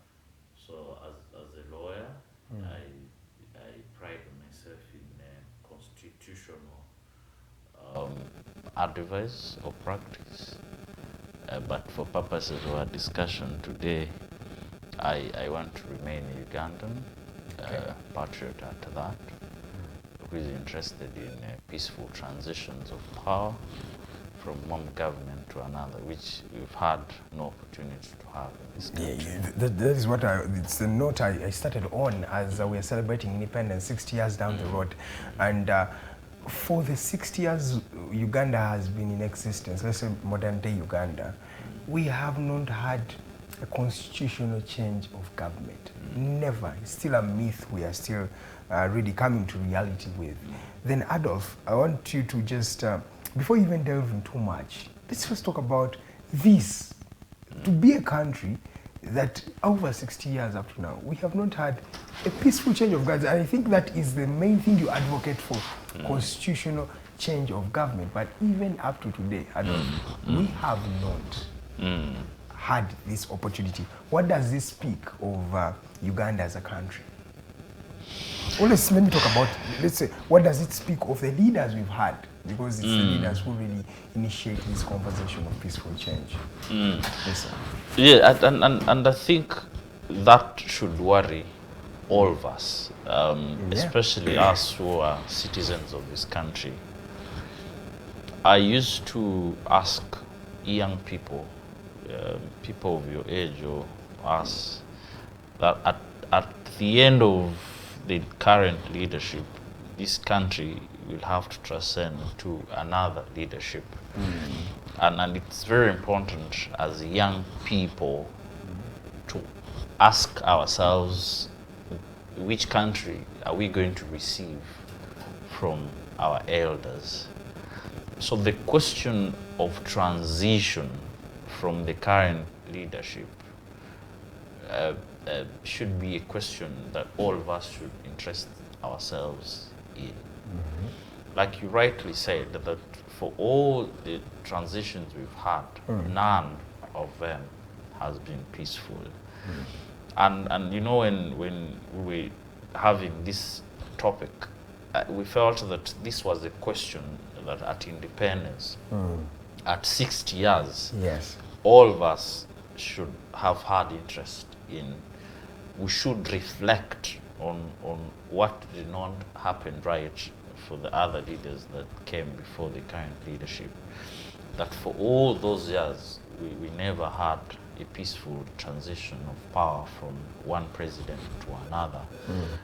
You see, so it is a debate that we ought to have, you know, as a country, not even just as leaders or those who are in power now, but each one of us should have a discussion on how this country should move from the current leadership, that failed the leaderships that were in power, that is from 1962 to 1985 or 86 or so. What failed those regimes that we as the current leadership or current, you know, people in power have to ask ourselves that we should not repeat the mistakes. That is, if there was any of those that were in power. Then, if you may remember, from the presidents of the then president, Mr. Mutesa, to the Obote one, to Amin, to the Obote two, and the other leaders, we've never had a peaceful transition. So this cuts across in many of the other African countries. And when you look at almost all the countries, especially in Africa, that have had a similar trend, the end has not been that we would have interested ourselves in as a country. There are quite a number of examples of these countries that have followed the same trajectory. And I must tell you that when you look at where they are now, you don't want to be that direction. You would see what happened in Sudan, that after Omar al-Bashir taking power, which again was by coup in 1989. Yeah, 89. You can see the manner in which they later removed him from power recently, 2019. Yeah. And the, you know, the life the people of Sudan are living, despite of the wealth they have in the country.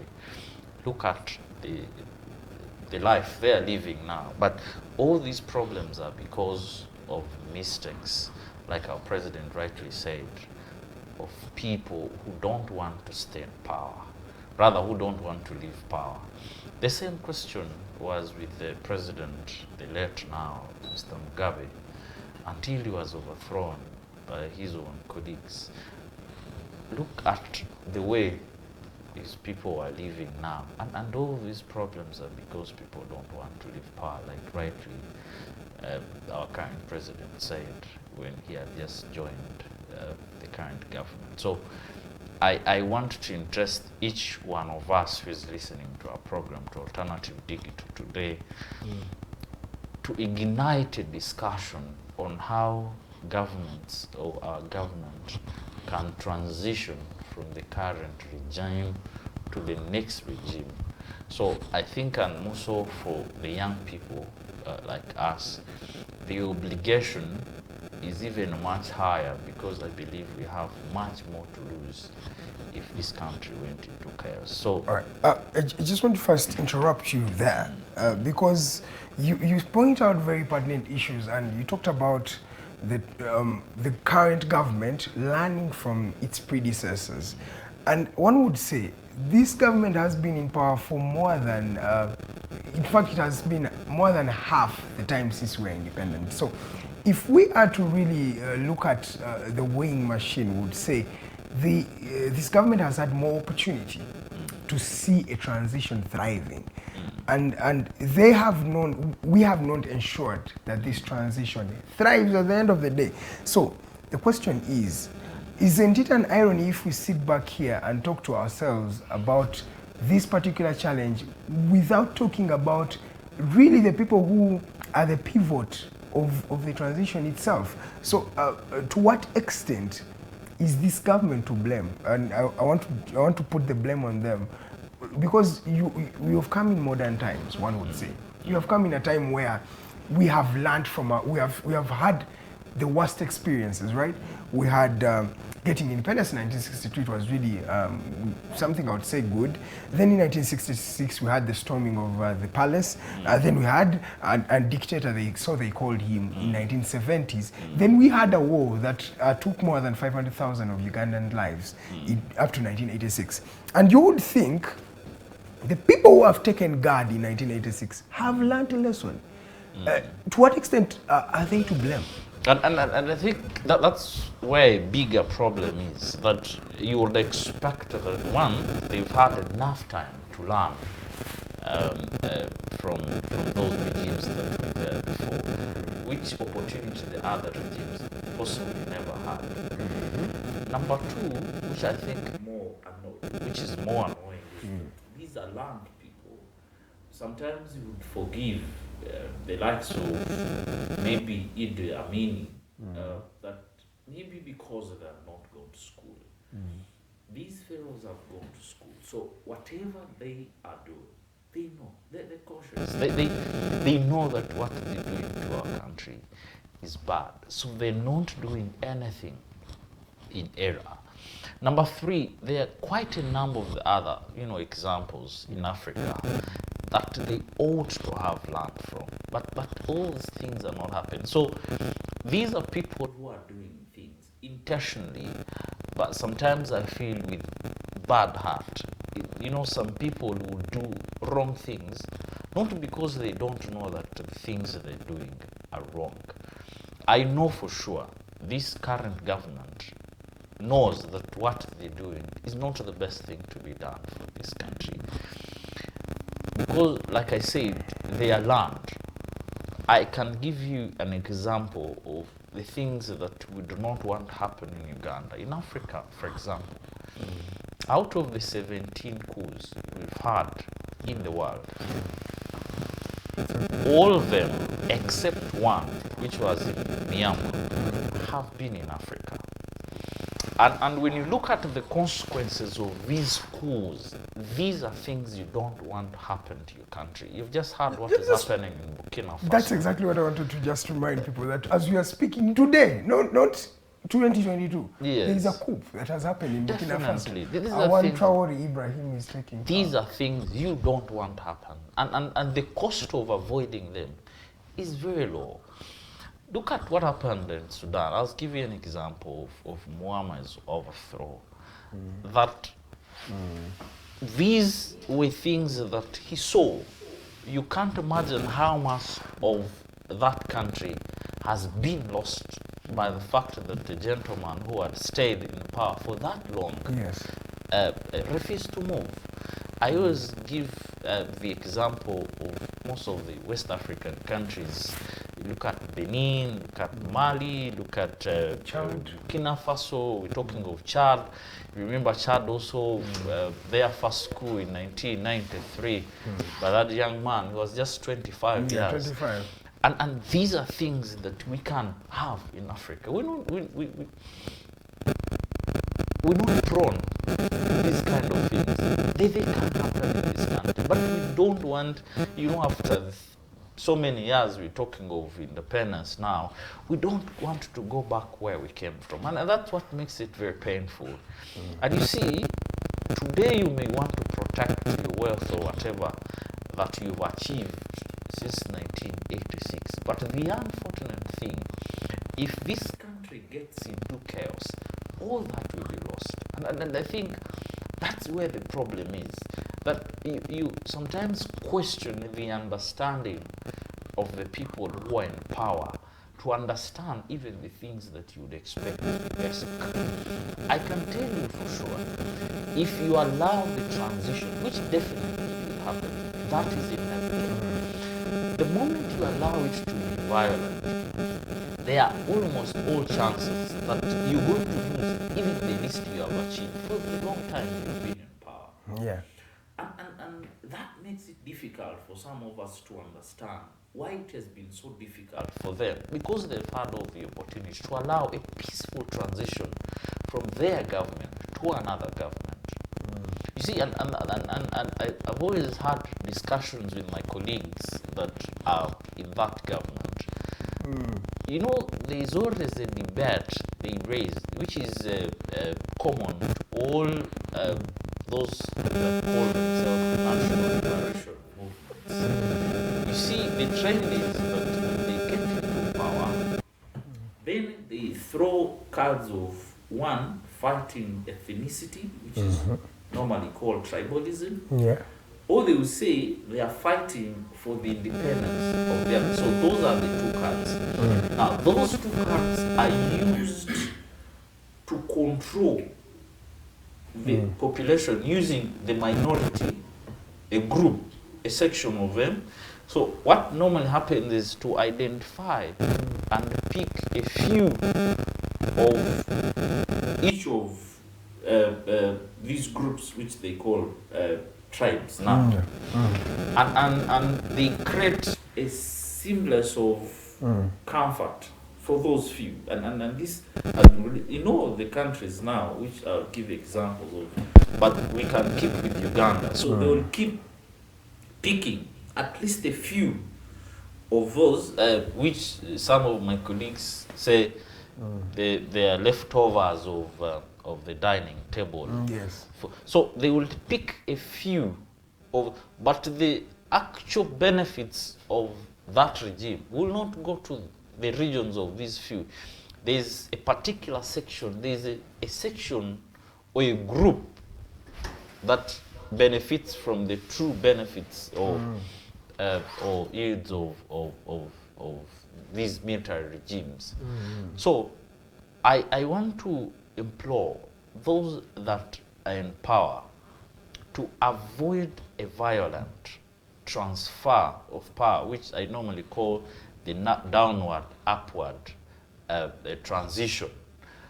Because then what happens, it could either be through a revolution, which happened, say, in Sudan, or it could be a military takeover, or it could be, which is somehow peaceful, the national conferences through us of civil society. So, but the first two I've just mentioned are very dangerous. The military takeover, like I said, there are quite a number of those that have happened in West Africa, in Mali, in Chad, in Burkina Faso. We've had some in Ghana, which I think started with the overthrow of Mzee Kwame Nkrumah. Yes. We've had in Nigeria, Tunisia. You remember the times of when General Abacha took over in 1993. So we've had a series of it. But in all these cases where coups, you don't want to see that happen in our country, you see? So the other one through revolutions, but you know what revolutions do? You know how much of Sudan has been lost through that, you know, prolonged revolution that saw the overthrow of Mr. Omar al-Bashir, who is up to now in detention. You don't want that to happen to a president some of our people here pride in that he has moved to this country from far. You don't want that to happen. And there's still a chance for this country to take the right direction, to say that we can move from one president to another. You see, even in democracies where you would expect, I would give an example of Kenya just here.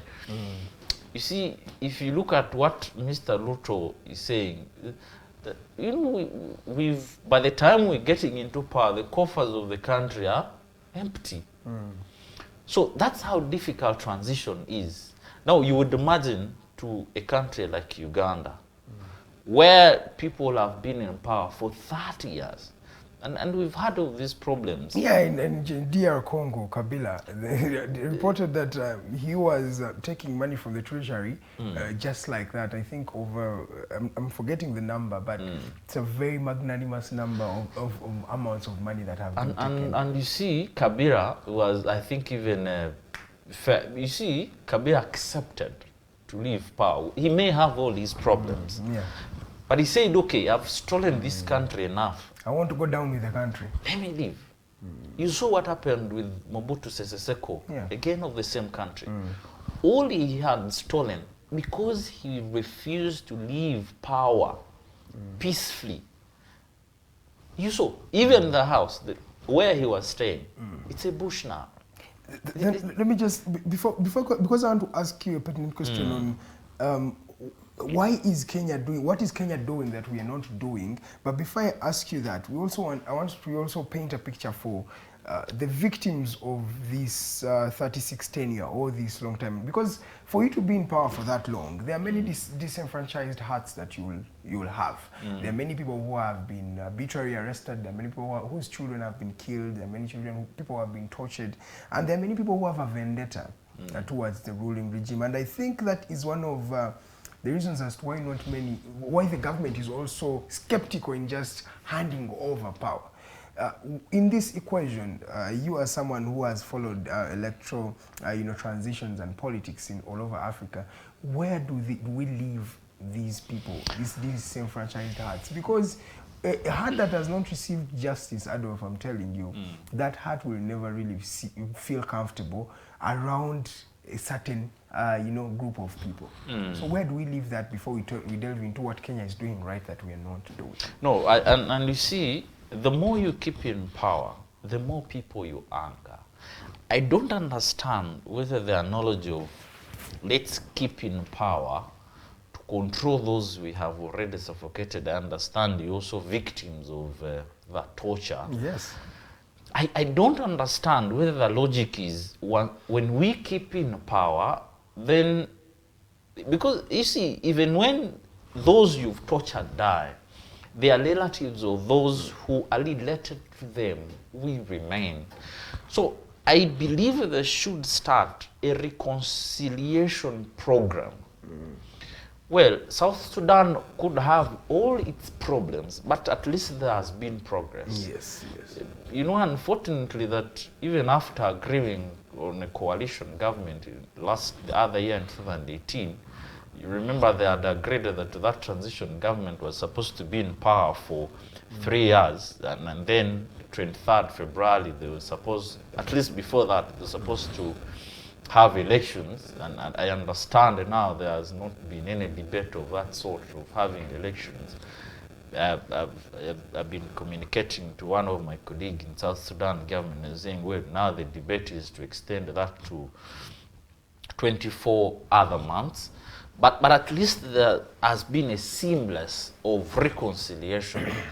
I can tell you people are angry. Yes. Yeah. People are bitter.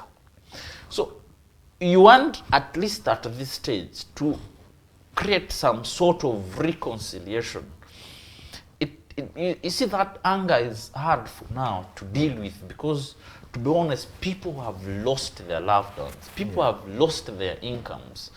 People, and it's unfortunate so to say, but you saw what happened when General, who had sacrificed so much, if I may say, to this country, when he died. You saw how people were commenting, how young people were angry. You don't want this country to be taken to that direction. You know for a fact that in Africa, when people die, people are supposed to mourn. Yes. But you don't want to get this population to that level that a leader dies and people are celebrating. You don't want that to happen.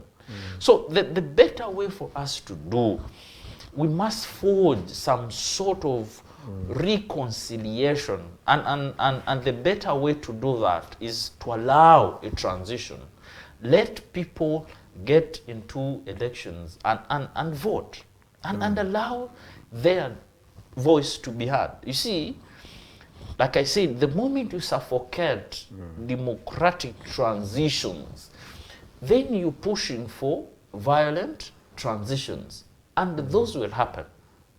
I can tell you that that's where we're heading. And it will definitely happen. But it shouldn't be what you would want for your country, especially after so much we've lost as a country. You see?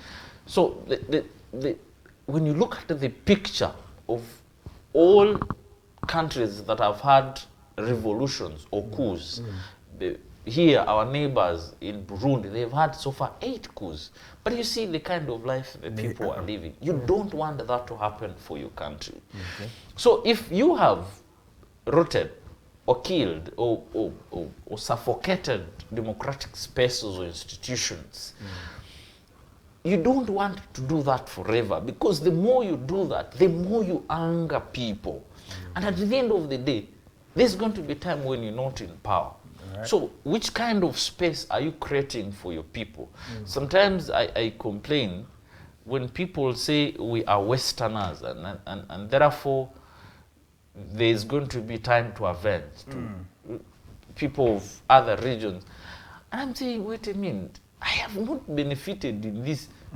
I'm not part of, but if there's time for people to fight, they're going to fight for you, Western, rather fight against you, Westerners. Who does not even know anything? Definitely. Yeah. So, okay, at just 43 minutes past 8 a.m., you're still watching the Mighty Drive Show. My name is Edgar Matthew Karuhanga. I am with Mr. Akugizibwe Adolf. We're talking about transitional politics in Uganda. You can also join the conversation on our social media platforms at The Alternative Uganda and at Digitalk TV. Drop in your comment. I'll be able to read that comment, and if it's a question to me or to the gentleman in studio, feel free to also send in that particular question. You can also call in live. They will be flashing the numbers on your screen, and just pick up your telephone, call in live, ask Mr. Adolf anything you'd want to know, and then we shall have that thing answered in real time. Now, Mr. Adolf, what has Kenya done better? That you know, I feel it's the biggest irony you can see. They are our immediate neighbors, and they are having, it's not the perfect, but it's a very good democratic process that has been even applauded by the international community. They feel these people have moved past that stage of people are, failing to be in power. We even had one tweeting general, which I'll ask you about later, and he was also saying, how can you just leave power in just 2 terms? What are you saying? You should have gone for the 3rd term. That is not only, it looks light, it looks like a joke, but it speaks more of someone who's talking about an institution, and they're saying you can actually go away with an institution like a constitution and just leave it and do whatever you want. And we have seen it happening here, thriving for it for a while now. What have they done that Uganda has to learn from? Or are we still the community that does not learn from their past or their neighbors? By the way, talking about the tweeting general, sometimes I feel he's the other problem that we've not had a transition in this country. I feel the father is scared of because there is a very clear now picture that the father wants leadership to get into the tweeting general after him, to hand over power to the tweeting general. But I think sometimes when the father sees what the tweeting general does, he says, no way, this is not where I want to live my country. I know he's a disappointing general, not to even just us Ugandans or East Africans, but I believe even to his father. I have a feeling the father's invested so much in one, forcing Ugandans to accept the tweeting general, which Ugandans have refused. Number 2, educating and making, putting information and knowledge available for the tweeting general to be ready for what the father is trying to prepare him for. But I think he has disappointed, and not even thinking. I know for sure. Sometimes I go on my Twitter and I read what he has posted and say, okay, so we don't. Did you have to say this? Because I like him. You see, sometimes when you see some of us speaking like this, it's because we're in pain. He belongs to this generation. Me and you belong to, rather. And for sure, there is a possibility that he's going to be pushed into power. This is another debate that I want to be frank with you. Whether Ugandans will resist, that is another discussion, which I think they will. You can add on that discussion, but will that be a transition then? Definitely. This is what we're talking of now. And my problem is, how will this country be if Ugandans have been forced to accept the tweeting general? If you cannot control and manage Twitter, your Twitter account, we're going to be handed over to that. This is a painful conversation sometimes I don't want to have. Especially, I read his Twitter and I say, okay, this is where this country. But let me not get into that. When I read that post and how much effort the father put in the East African community and seeing, all East Africans looking at each other's brothers and sisters, and then the father, rather the tweeting general posts that. If the father, how painful you can. Because I was saying, Museveni was doing what they call a crisis management. Sometimes it's annoying because you are an old man, you can't give birth again. I know sometimes he sits there and says, I wish I can have another. But let me not get to there. Let's go back to Kenya. I think there's so much for us to learn from Kenya. One of the challenges we've been fighting as a country was tribalism. And I think to some extent, this country, rather this leadership, the current leadership, had tried to deal with tribalism, which I think was the biggest challenge the other governments had first before them. But you see, the more you keep in power, the more you want, first of all, you feel insecure. You feel everyone around you is against you. You don't trust, you don't have anyone to trust. So you try to create people that are either your relatives or your tribemates to be around you, because now you have less of those you can trust. And in fact, even the other group we talked about of the other tribes that you will pick, you will give them positions, but you will not give them power. I wrote an article about that. So many of the other tribes that have positions, they don't have power.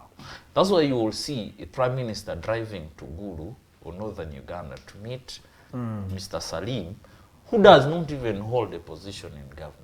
He's a presidential advisor because he has power, but you have positions. You have a position. Now, so you will surround yourself with people that have either connection as either relatives or tribemates, because you fear. So even the fight against tribalism then fails again.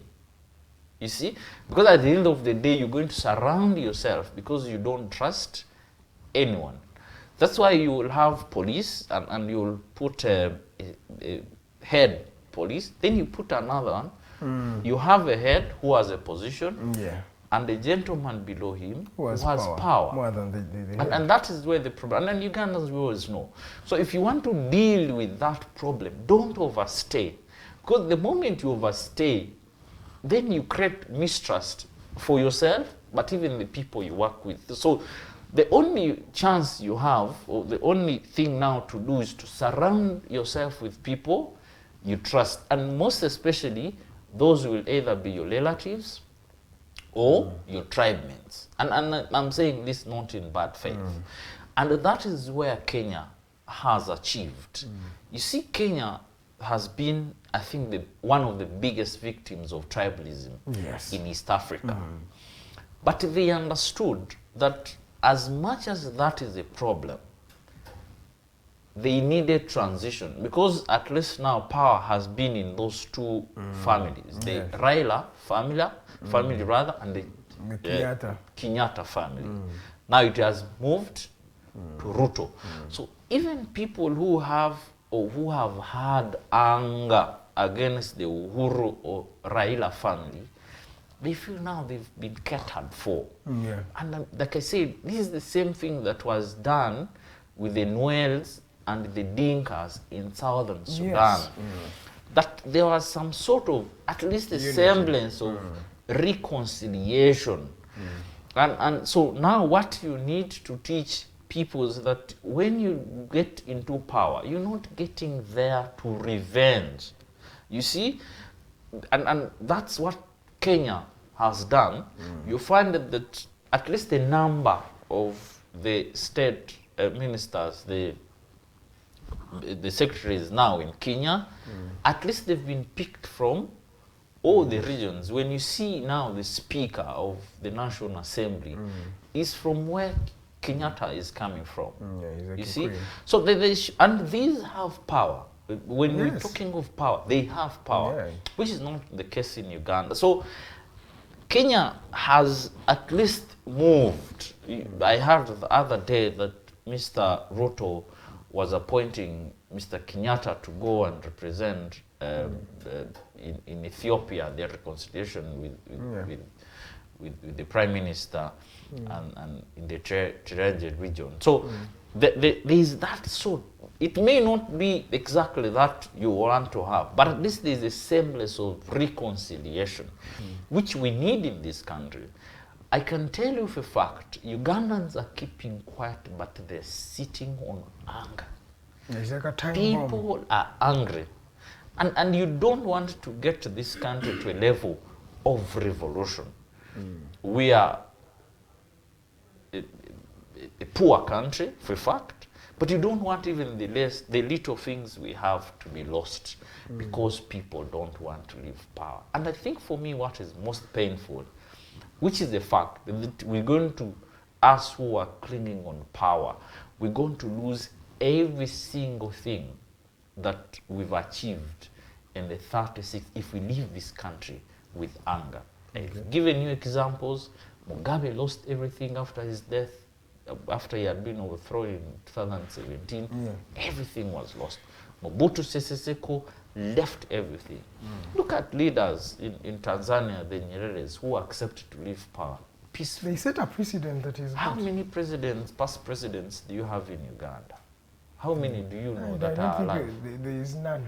I don't think there is None. No one is living now. None. But let me just ask you then, where does it live? Okay, you speak for the various Ugandans, and you say these people are seated on anger. But then Ugandans feel like they are comfortable.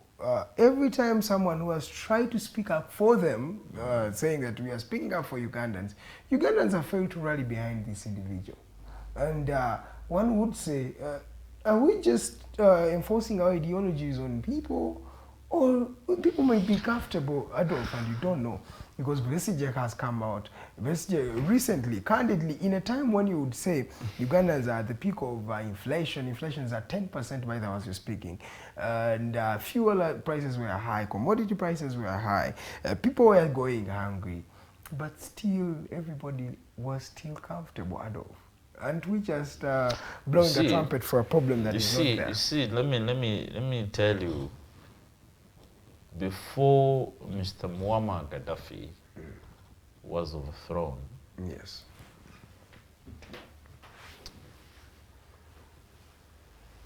he used to organize elections. Before Bashir was overthrown recently in 2019, he would get 90%, 98%.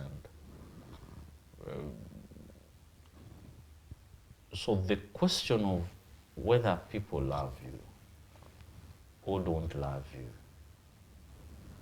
in a dictatorship cannot be reflected in an election. You see, at least for a fact, me and you can accept that Uganda is a poor country, right? Yeah. So it is very easy to take advantage of a poor, but most especially illiterate population. So what governments or dictatorship or military regimes do is to pull out money from the population and bring back this money to you as if now it's them giving you. You get the idea.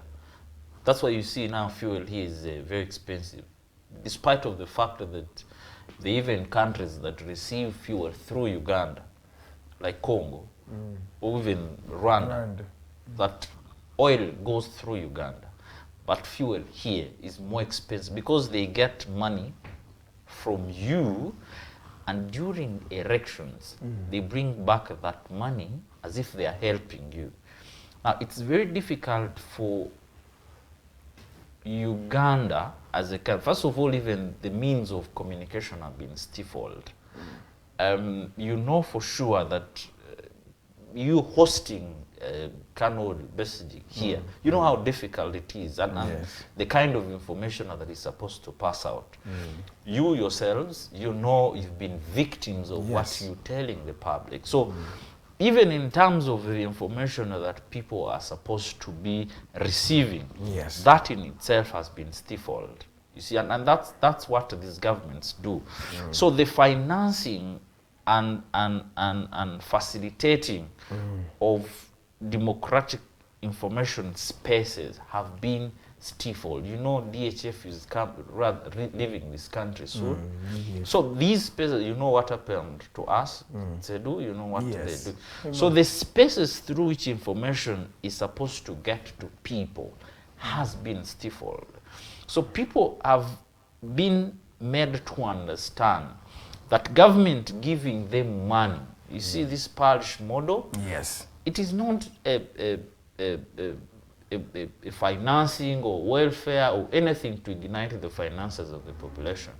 It is a political business to present a picture of I am giving you. And you see how it's directed to the president, that it is the president giving you. But for the fact that Polish model cannot work in an angry population, you cannot give me beans to plant when I don't have beans to eat. Do you get the concept?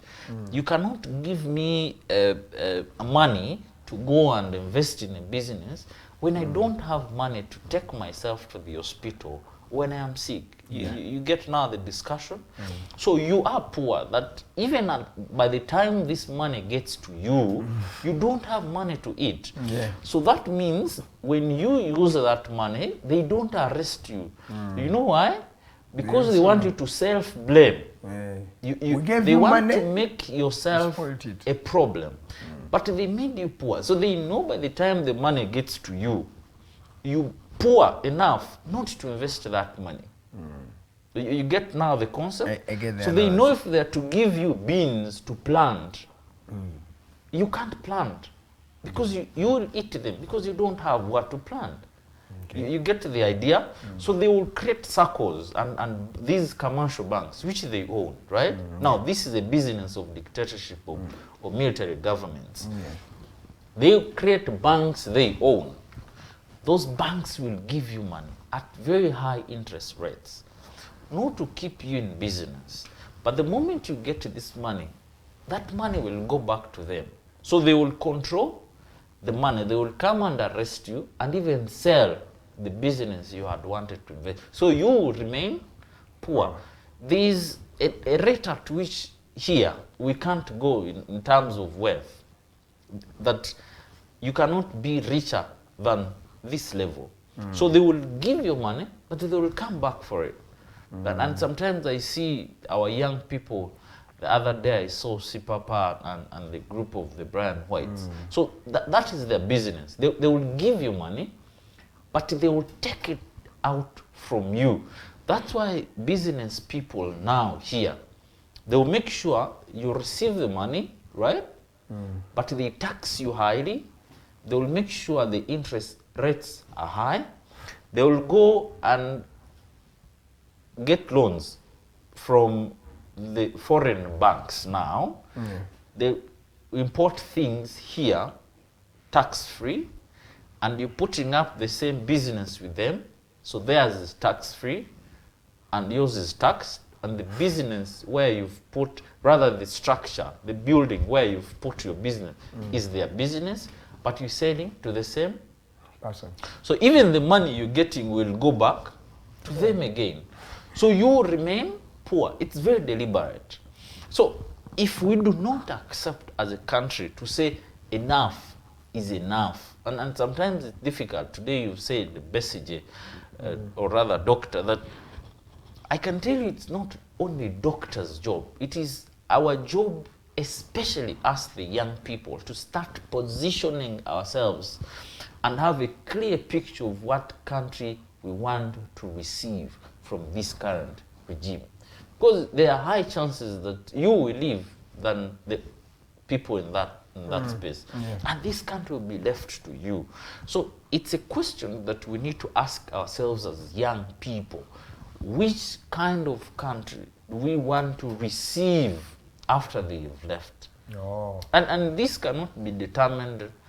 I believe in elections, definitely, but there cannot be free and fair elections in a dictatorship, and that I must confess. All right. We're already past 9 a.m., but because we started a bit late, I'll just ask you a few more questions, then we'll have to end the conversation at that.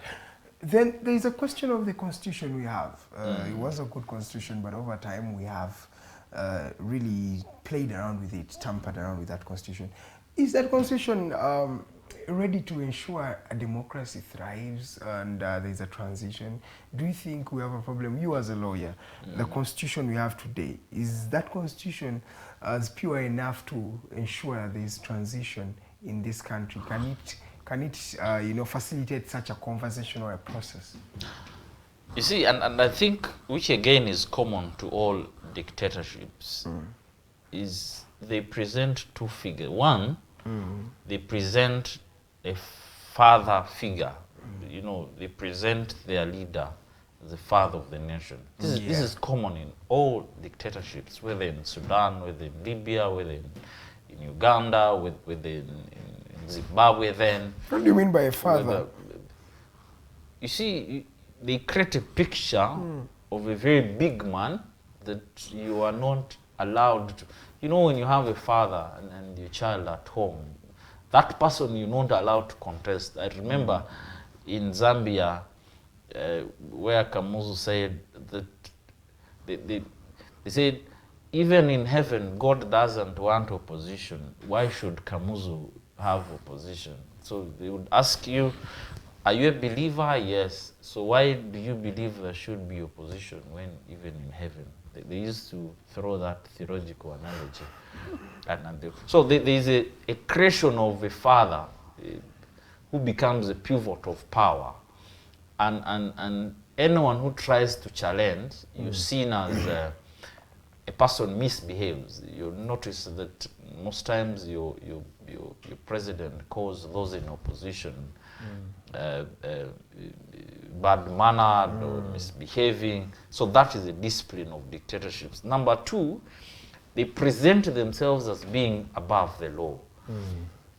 If you are aware, our constitution says you cannot sue the president, right? Yeah. And I understand now Daily Monitor has taken him in court saying, well, the constitutional court should have a position in that. Why would someone who is not allowed or who cannot be sued, why would he have power to sue?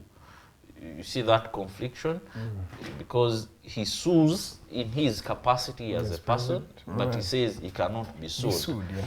Now, that is another picture. So when you have a constitution of that nature, it means that however much the atrocities the gentleman will commit, he cannot be touched. So even when he wakes up and says, well, you have the higher number of votes, it's correct. People have voted for you, it is correct, but I am the president. So the constitution in itself, I still don't believe that it is the problem, you see? But the discipline of military regimes does not allow the law, including the constitution, to perform, thrive. So however good our laws will be, even if we go and copy and paste the US or European laws, if there is no will but the African leaders, specifically there is never going to be a peaceful transition. And I think what endangers this country, that is done by people who are elites, people who have gone to school, people who know that what they are doing is wrong. And unfortunately, they even have the power to do what is right. So the constitution in itself is not the problem. I can tell you for a fact that they can have whichever they want to have in that constitution. You understand they amended it to have the gentleman, one, remove the term limits and later even the age. So the constitution in itself shouldn't even have, be the problem. The implementers are the problem. Because I can tell you for a fact, there are countries that do not even have term limits.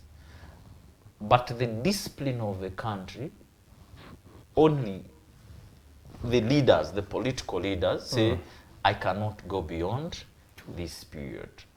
I can tell you for a fact, in the US, they do not have the limits, but 2 terms, someone leaves. In Kenya here, people are saying after 2 terms, I'm going to do my own things. So it is not the constitution or the law in itself, but the people who are in control of power. They're also the problem. Yes. All right.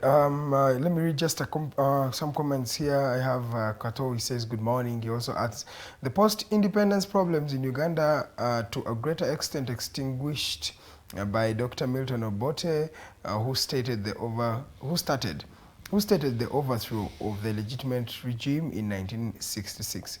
He greatly made a bad precedent to the nation and the overthrows of the different governments in Uganda. He points out that the problem we had was a problem of Obote, mostly. Do you agree?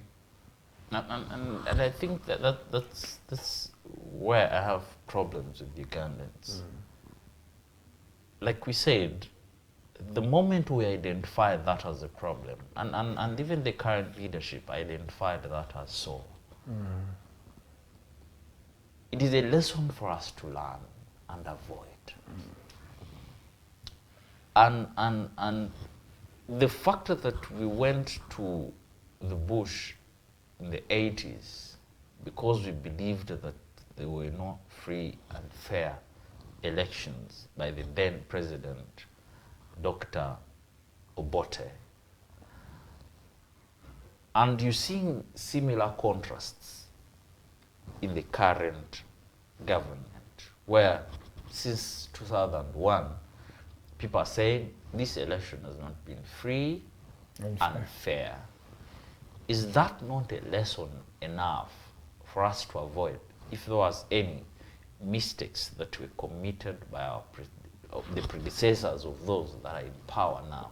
So if we can acknowledge for a fact that Dr. Milton Obote made a mistake, is that not a lesson enough for the current leadership to learn? And you see, we're talking of 1966, 4 years after independence, and at the time many of the African countries were not even yet independent. So there were not, I believe, so many lessons for us to learn from. I believe that can no longer be an excuse for an elite leadership that has been in power for 36 years.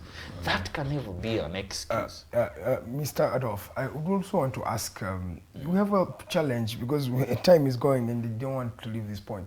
There are young people who you say are the future of this nation, who they are the future of this nation, but all of them feel uninterested or disinterested from the electoral process. When you realize the middle class and the elites are really, really not into the politics of this country. Is it too dirty for them, or it's just them not knowing what it means to actually be in power or fight for the democratic processes of our country?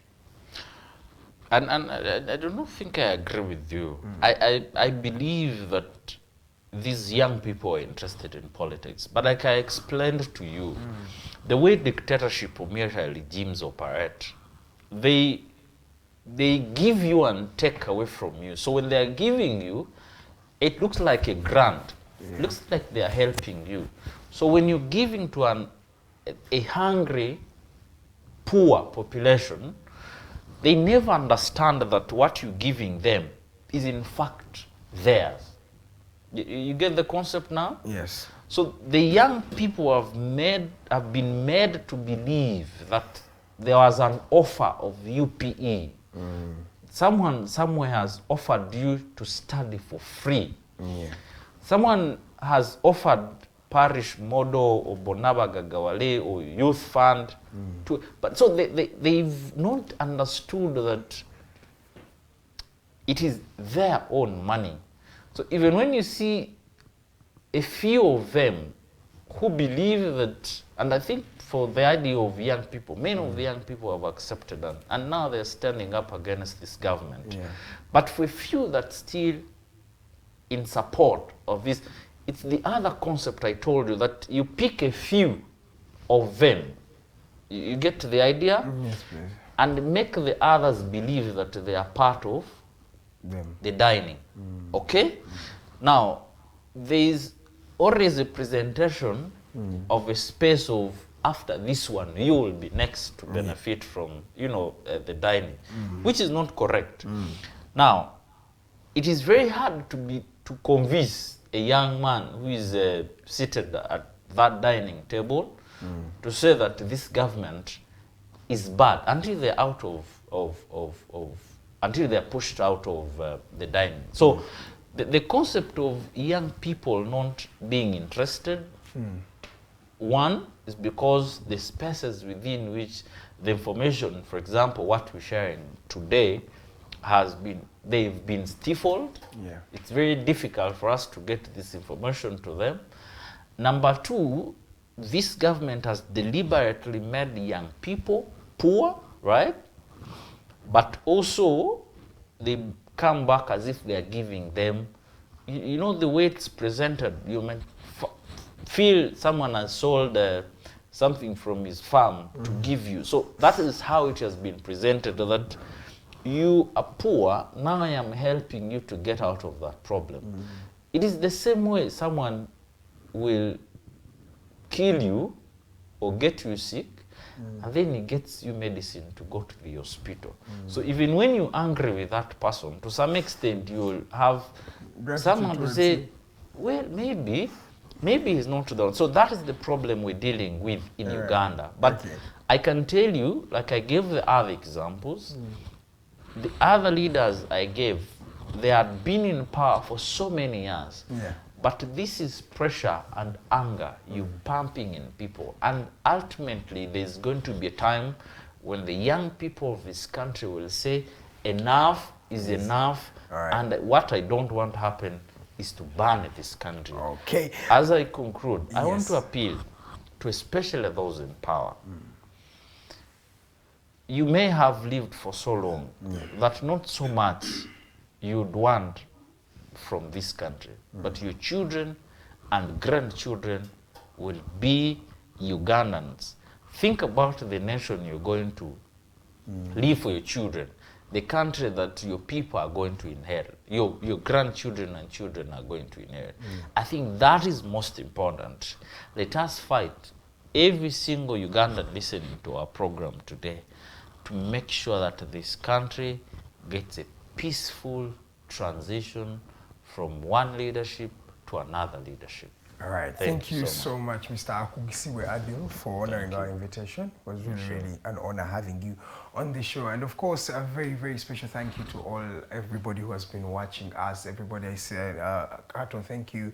I saw messages from Mr. Norman to me, and I remember Angela, and all of you who have tuned in. Thank you so much. Wamala Charles, for those pertinent questions, thank you so much. And everybody who is watching the Mighty Drive Show, thank you so much. Tonight, we shall be having Miss Amelia Ann Chambade. She will be joining us right here on the Hotline Show in the evening with Mr. Abdulatif Mokasa at exactly 7 p.m. So please do tune in tonight at 7 p.m. We shall be right here on Digitalk TV. My name is Edgar Matthew Karahanga. I was in the proud company of Mr. Akugizibwe Adolf. He's a lawyer, and we've been talking about the electoral processes and transitions of this country. We shall be here tomorrow, same time, at 7 a.m. up to 9 a.m. having a conversation with Uganda. Remember, we told you that we break down having a conversation with this country. Please do follow us on our social media platforms at The Alternative Uganda. That is on Facebook at The Alternative Uganda, on Twitter, and of course at Edgar Matthew Karahanga. Facebook and Twitter, you can still follow me as well. Don't miss the conversation hotline at exactly 7 p.m. From the entire news team right here at Digitalk TV, allow me to tell you good morning.